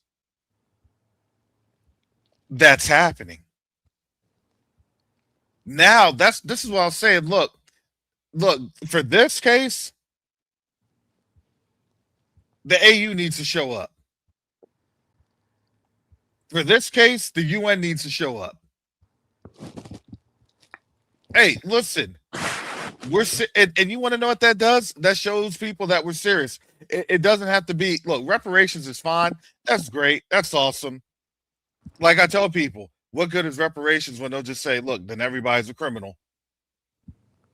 Yep. Since you're here as a criminal, you look, everybody's a criminal.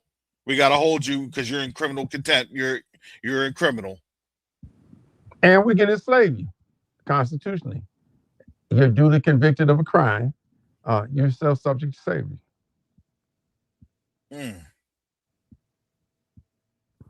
Yep, exactly. And they need to show up for the 1-year-old shot in the car. My goodness. Well, politically speaking, there are actions that we can do. No.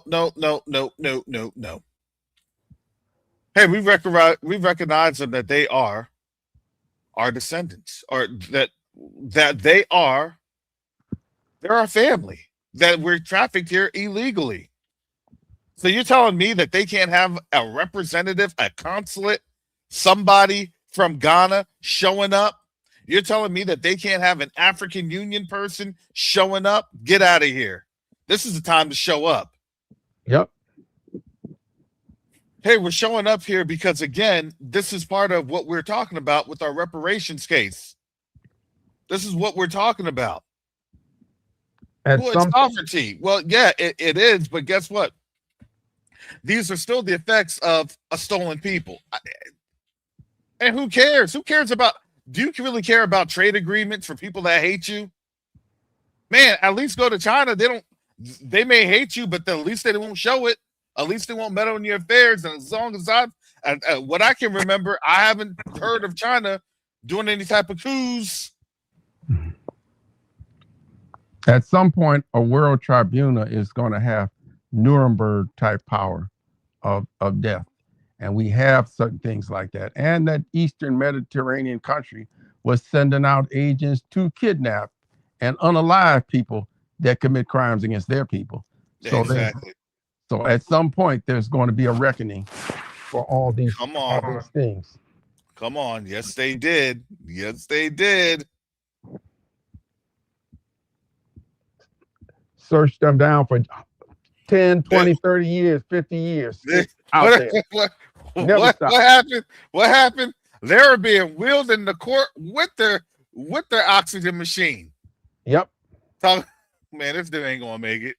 No statute of limitations on oppression of them folks. Yep. They said we saw that 2 years ago. We said this dude isn't gonna make it. They wheeled him into court with his oxygen machine. My man was in a dementia state. Had no idea what was happening. They said that he has dementia. You don't even know his name. They don't have pity for the old or the young. They don't care. Yep. It's all about us. So the children, again, I don't care. I never stress about whether I'm going to make it out, as people say. I hope I make it out. I hope I know the sword thing. No. Before I knew I was a Hebrew Israelite and just believing in Yeshua and in the Christian faith, death wasn't an issue with me then. I was going in dangerous areas doing ministry on the street. I figured, death is nothing but retirement for me. What is it to die? We're in right relationship with the Savior. So this body, and that's when you have your power. You're a soldier, when you stop, well, let me ask you, once you stop worrying about dying, then you can really do your job as a soldier. How does that work? Look, you just pray, you just say, Father, I trust you, and you go from there. That's it. I trust you. Look, it's not fun traveling out to these places. It's not fun knowing that you are very, very vulnerable. But I just said that, Father, I trust you.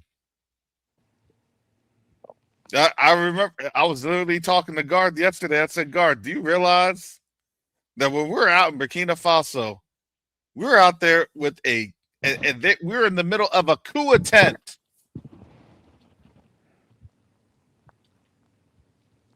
But look how the Most High kept us. Look how he protected us.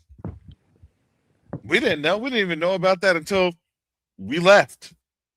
We just knew that there was a situation and something was happening, some things were going on, but we didn't know the full extent. I always felt like, and I believe to this day, the Most High needs me to be here. I'm going to be here.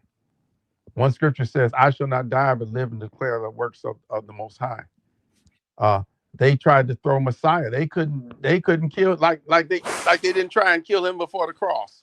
Mm-hmm. They tried to throw him off a cliff, tried to do all kinds of stuff to him. But you weren't touching him to his appointed time. Exactly. And nobody's getting me before my appointed time. And as a soldier, the Bible says, endure hardness as a good soldier that's not entangled with the things of this life. Now, granted, I don't have children and certain things, considerations worry about that for them other than myself at this point. But I'm saying, stop worrying about it. When you stop worrying about it, let the Most High worry about preserving your life. I'm escaping the sword. You and I'm to all these people. Yakoba, you ain't going nowhere. None of y'all ninjas is going there. No, they are not going to touch you. While you doing the danger for us is we get out of the will of God and go doing some stuff that's not in his will. As long as we walk down the narrow path through that minefield they have set for us, in the will of our God, they can't touch you. None of these people, none of y'all need to worry about that. As long as the Most High have need of you to do your job, you're going to be able to complete your job. And then at the end, you may be like Paul, I've finished my race and run my path. Now it's laid up. You can look for it. You don't care at that point, but you are going to complete your missions and you should not die, but live and declare the word of the Most High and do the job that he's called upon you. The mission that he's giving you in QQA, you're going to be here. So once you get that off the table, then you can be concerned with your people and don't worry about that stuff. You can move more freely and the Most High, he's going to let you know. And the people in the Bible, he let them know they knew they were going to die. He told they didn't just come up on them. Uh, Yeshua told the disciples that they would that die violently, that they would die, and told them, no, John, no, he's not going that way.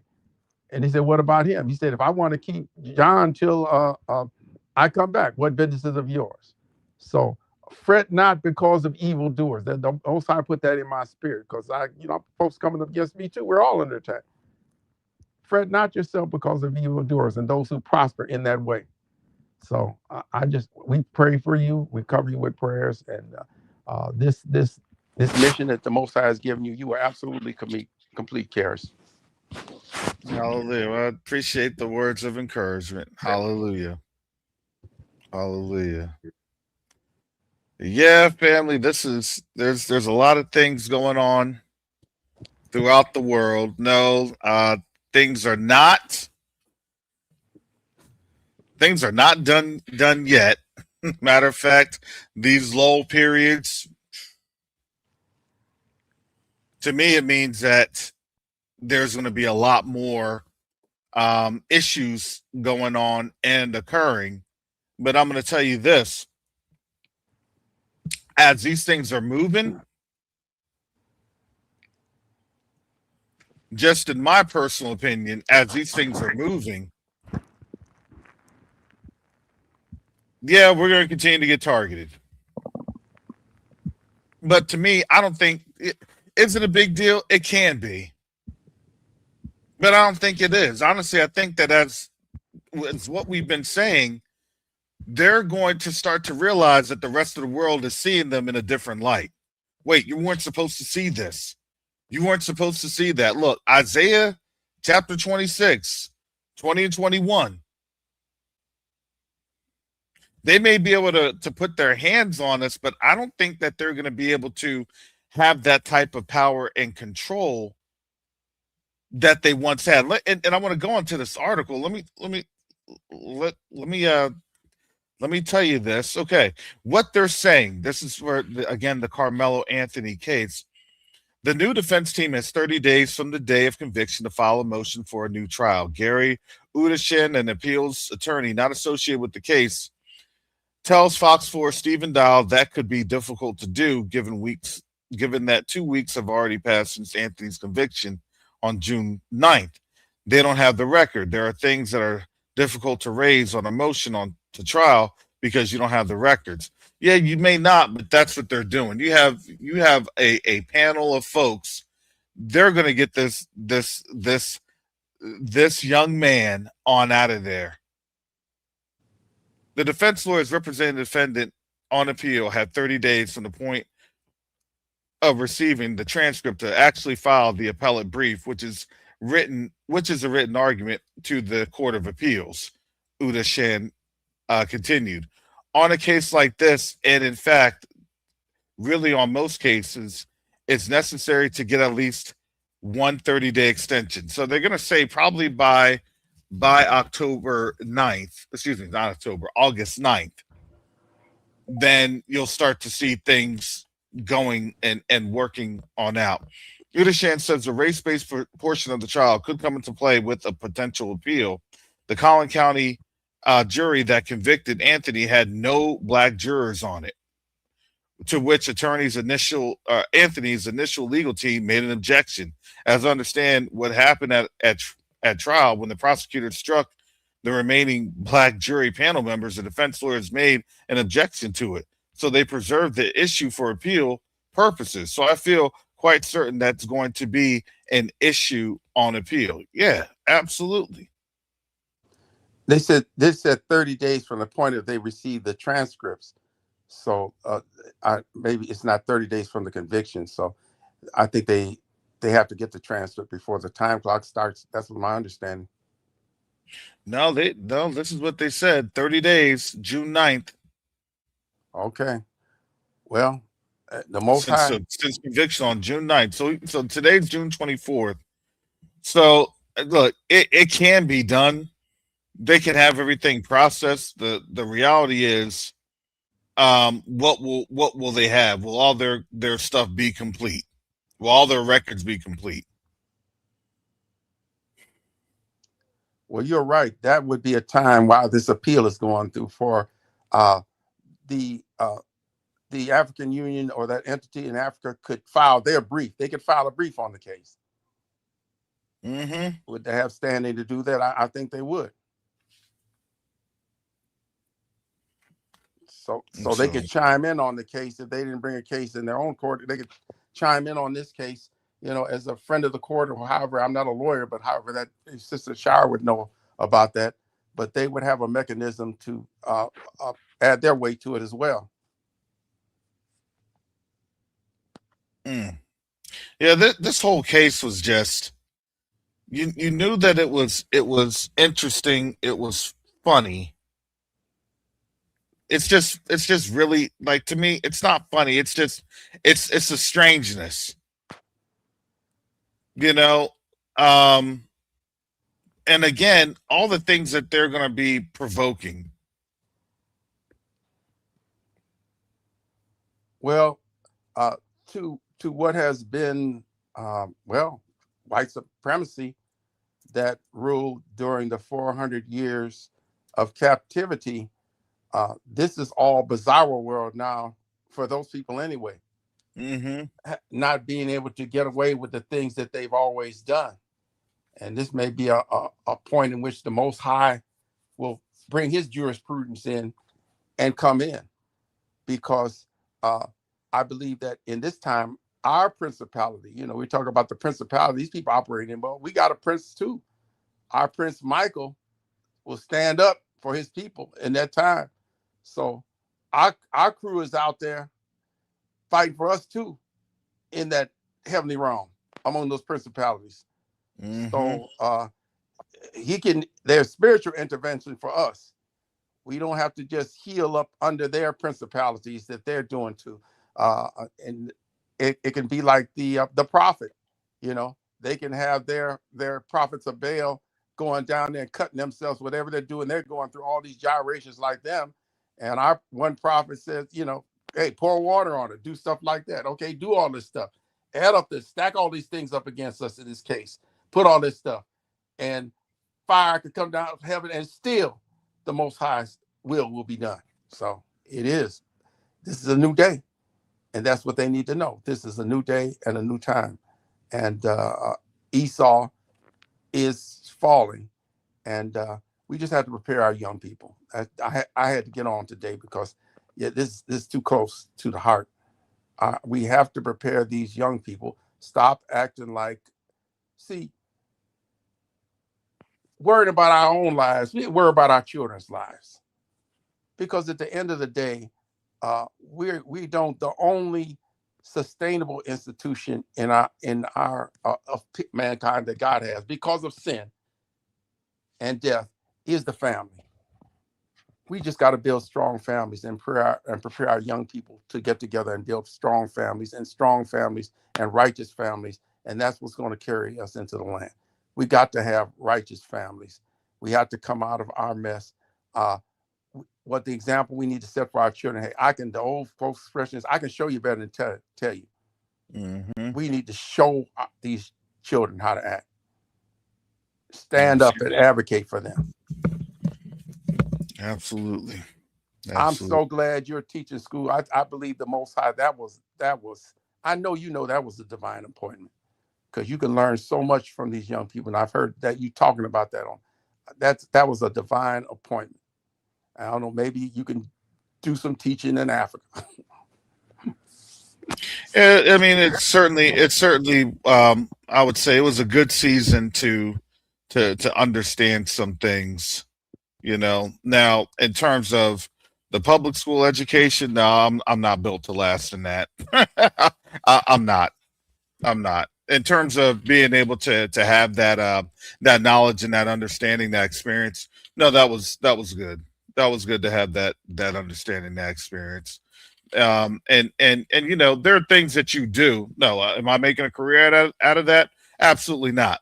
And the reason is that I do know me. I do know me. Did I need to have a season in it? I say this. Yes, I did. I need to have a season in it, because I needed to know, personally hands-on how our children are faring.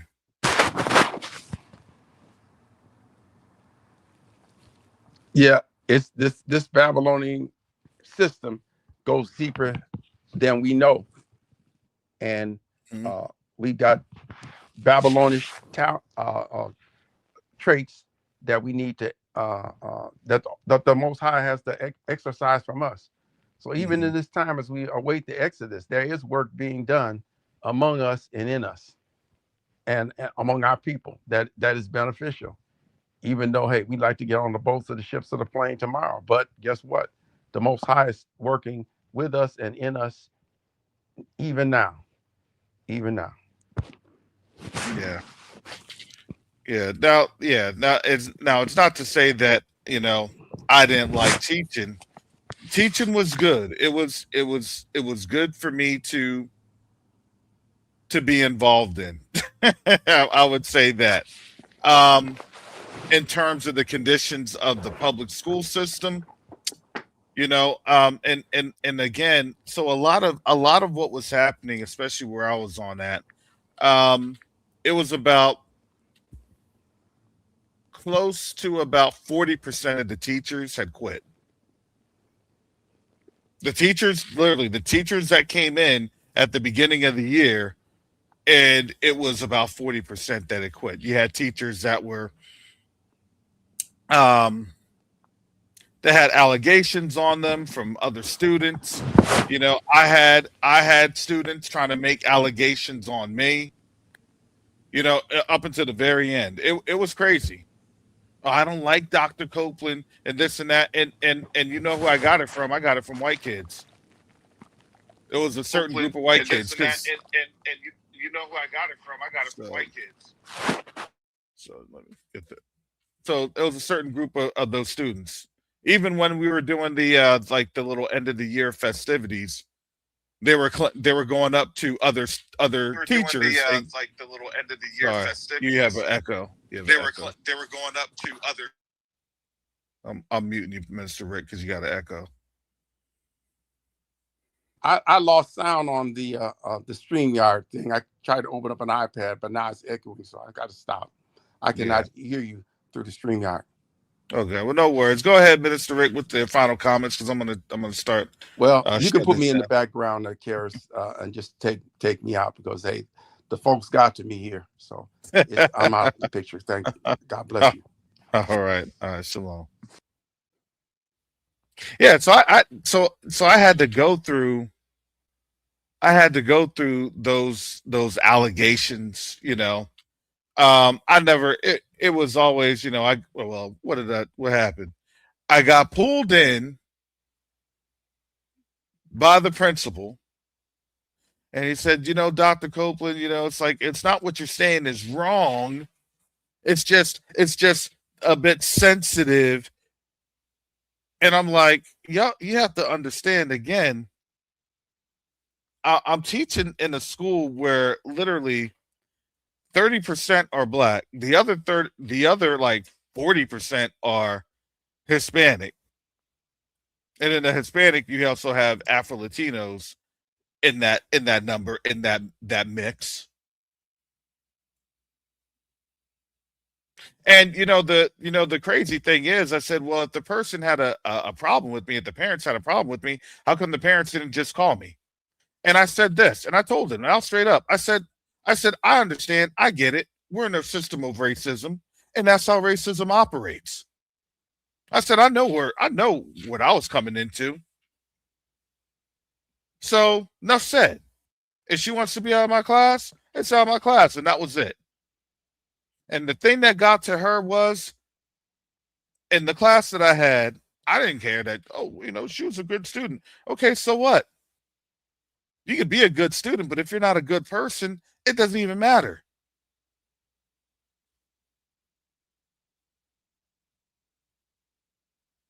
But for the rest of my students that I had that knew that I was actually trying to put into them knowledge equity,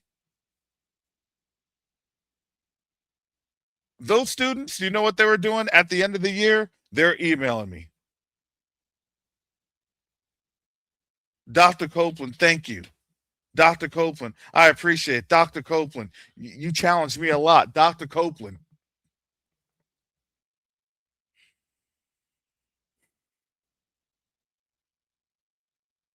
That's all we can do is to help our children.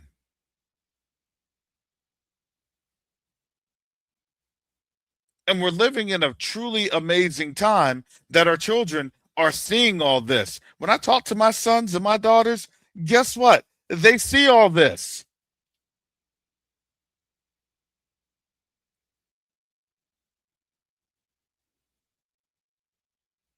And I laugh that they see all this because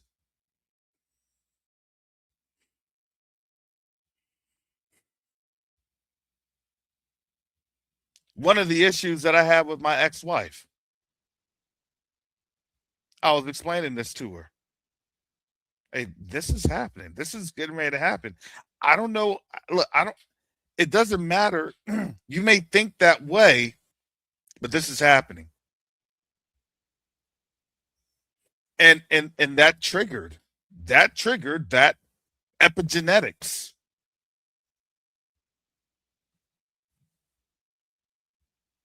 You're not dealing with emotionalism. You're not dealing with psychiatry.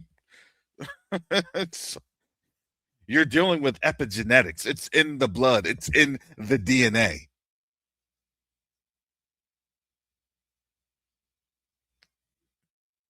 So you hate me. Why do you hate me? I don't know. Oh, you do know.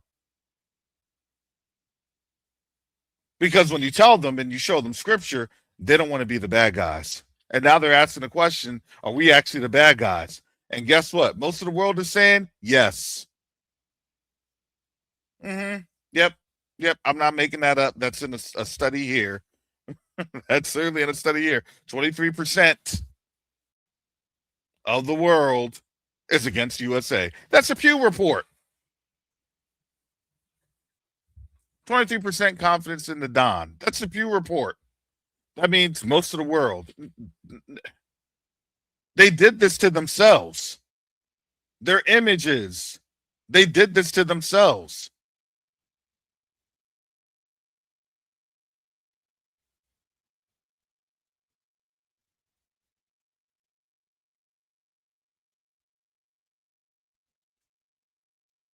All you can do is just show them. But now they want help because their image is horrible.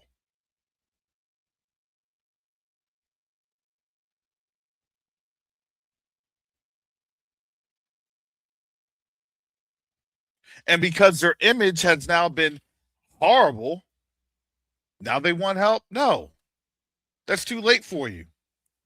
I can't help you with that. I have nothing, there's nothing I can do for you.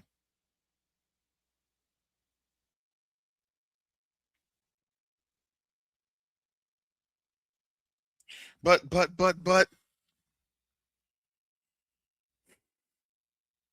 we're not all that bad. I'm not going to make here, I'm not going to sit here, and it's not fair to make generalities. It's not. Just like they make generalities or we're thugs. It's not fair to make generalities. However, I'm going to tell you this. You all voted for it. Your condition is a condition that you all voted for. Your situation is a situation that you're in because you all voted for it. We didn't do that. For us, me personally speaking,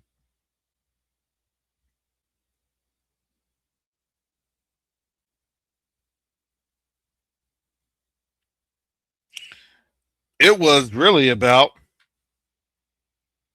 I'm not going to cede my power over to Babylon. Well, don't you want to continue to be in this system?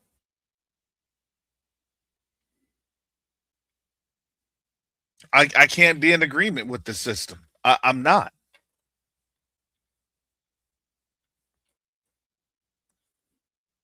This system's collapsing. I'm sorry, I can't spiritually tether myself to a system that's collapsing.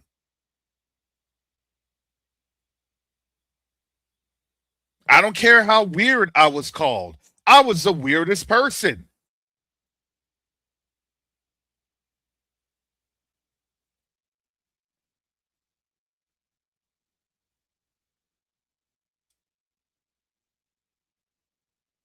Now I'm not so weird anymore.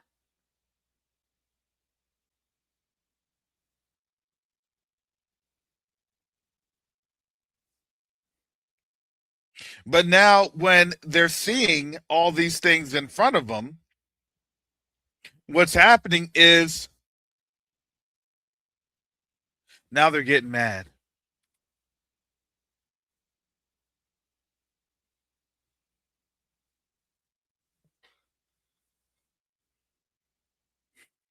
Well, I went from being a crazy black person to being not so crazy to being, boy, you're right on the money, to being, well, Dad, did you see this and this?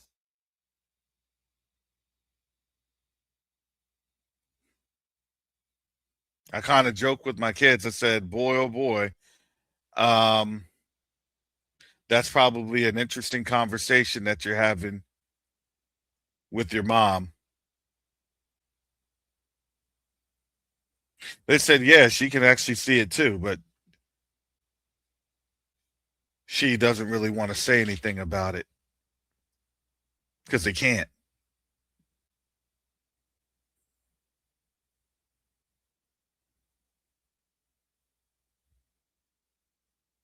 So you want to tell me how, when people say, how did those genocides happen? For informational use only, YouTube. How have these crimes against humanity happened? It was a whole bunch of people consenting to it.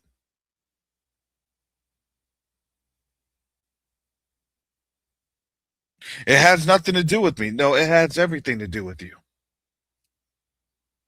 But that's not true. Well, guess what? They didn't say that for them folks that were still getting 90 billion.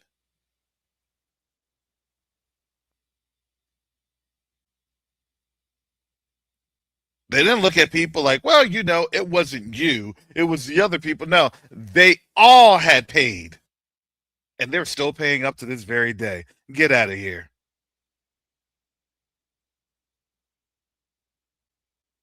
And they say, we'll never forget, nor we'll never forgive. That's what they say. Oh, well, boy, that's real Christ-like. You know what that is? They're trying to have them in perpetual slavery.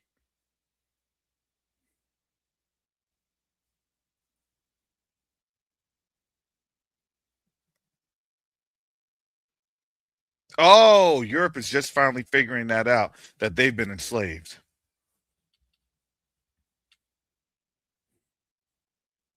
I'm just saying it takes an enslaved person to know what another enslaved person is. I'm just saying it takes one to know one.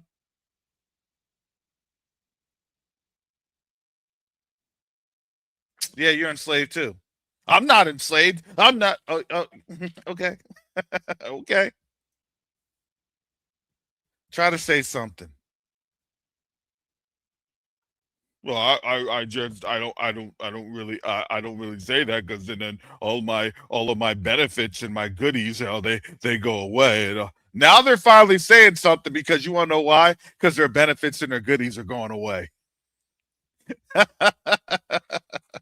Their jobs are leaving. Well, I ain't got no job anymore, so let me tell you.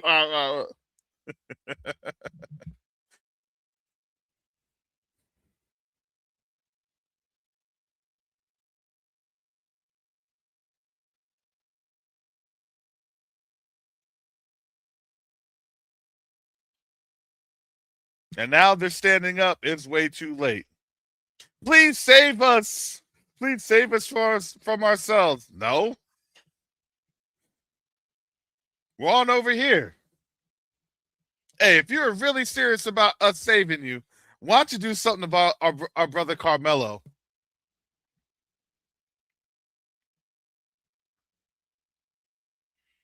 up in Frisco?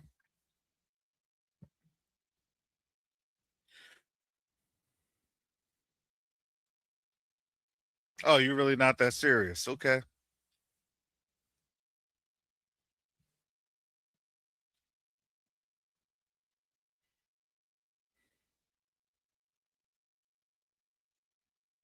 You're known by what? Your fruit. You're known by your works. And now they're known. And now they're mad because they're known. They are angry because they are known.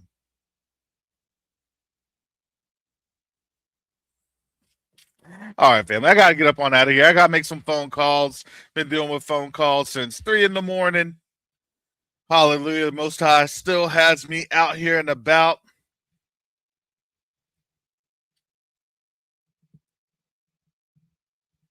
Hallelujah.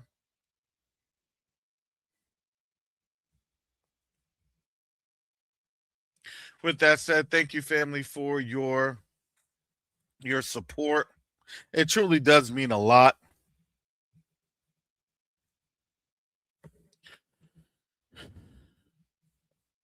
Yesterday, I was able to publish my dissertation. A couple of things before I go. I was able to publish my dissertation. It is on ProQuest. If you have access to ProQuest, so it should be on out there. I think in the next couple of weeks or days. I'm not sure how my university will be doing that, but it is on out there. A couple different things that I was trying to do with that. Once I have it on out there, it's been officially recognized. That will then it will then help to support my upcoming book. My upcoming book.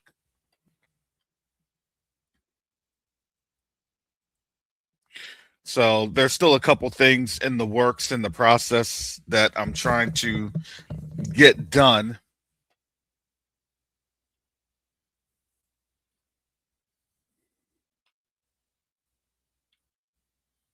So try to get something on out there, another critically acclaimed title, and go from there.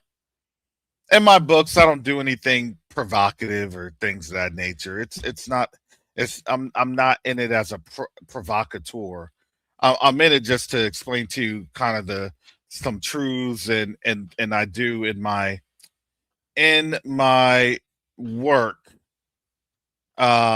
There is a model that is there that I created in my academic setting, and that's where I am going to expound on that model that I had. It was a really good model. It was a really good model. So the academic rigors that I created, I can then touch that with the published work for my doctorate, for my dissertation, and then it just what that does, it continues to lend the credibility, instead of just saying in my opinion or in this and that. Look, with this research here, with that research there, and this and that, and in my experiences and my lived experience, right? So it helps to support the journey.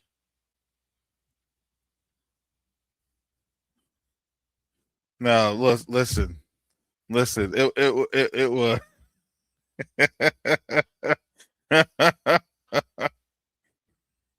was it was a middle school version of Dangerous Minds. I used to be singing that too. Tell me why are we so blind to see that the ones we hurt are you and me, living in the gangster's paradise.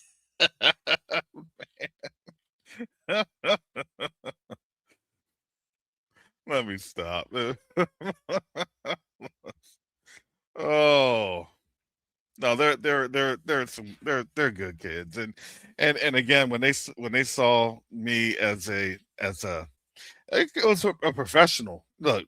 Some of the teachers were okay.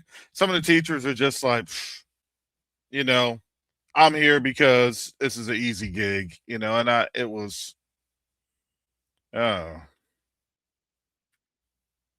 yeah, it should be released in ProQuest in about another week or two, because I mean I just published it, so it has to go through the school publishing, and then it'll be released. Then the full version will be available because it only gives you like the abstract.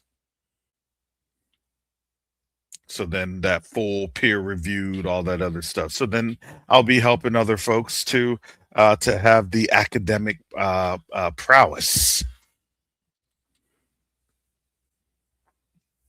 So yeah, that's so I have that, and for those that helped in participating with the study, I'll be emailing folks the dissertation today, the soft copy, so they'll see what and how things look. I wasn't talking bad on anybody. It was a good scholastic piece, and I am pretty proud of that. And folks, in the universe are like, well, yeah, this is awesome, and this and that. It's like this is very cutting edge because not a lot of people have thought about this. And the reality is that with my book, the Rise of Africa, the Continent, the Diaspora, and BRICS, it actually does give you the framework of literally what the African Union is doing right now. So shout out if the African Union wants to consult me, any African Union people out there listening, you can reach on out to me to consult. All right, I got to get going. I'll go to Addis Ababa and then I'll check out Lalabella.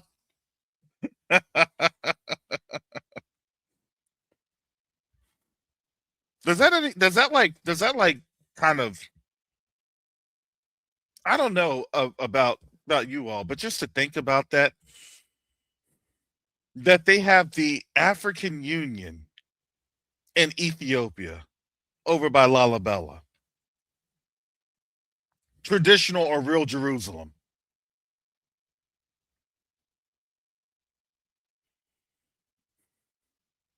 They put it right in our faces. Just saying, they're putting it right in our face. Wait. No, okay. Now think about this. Where you have the scriptures are that our mother is calling us home, right? Jerusalem is our mother, right?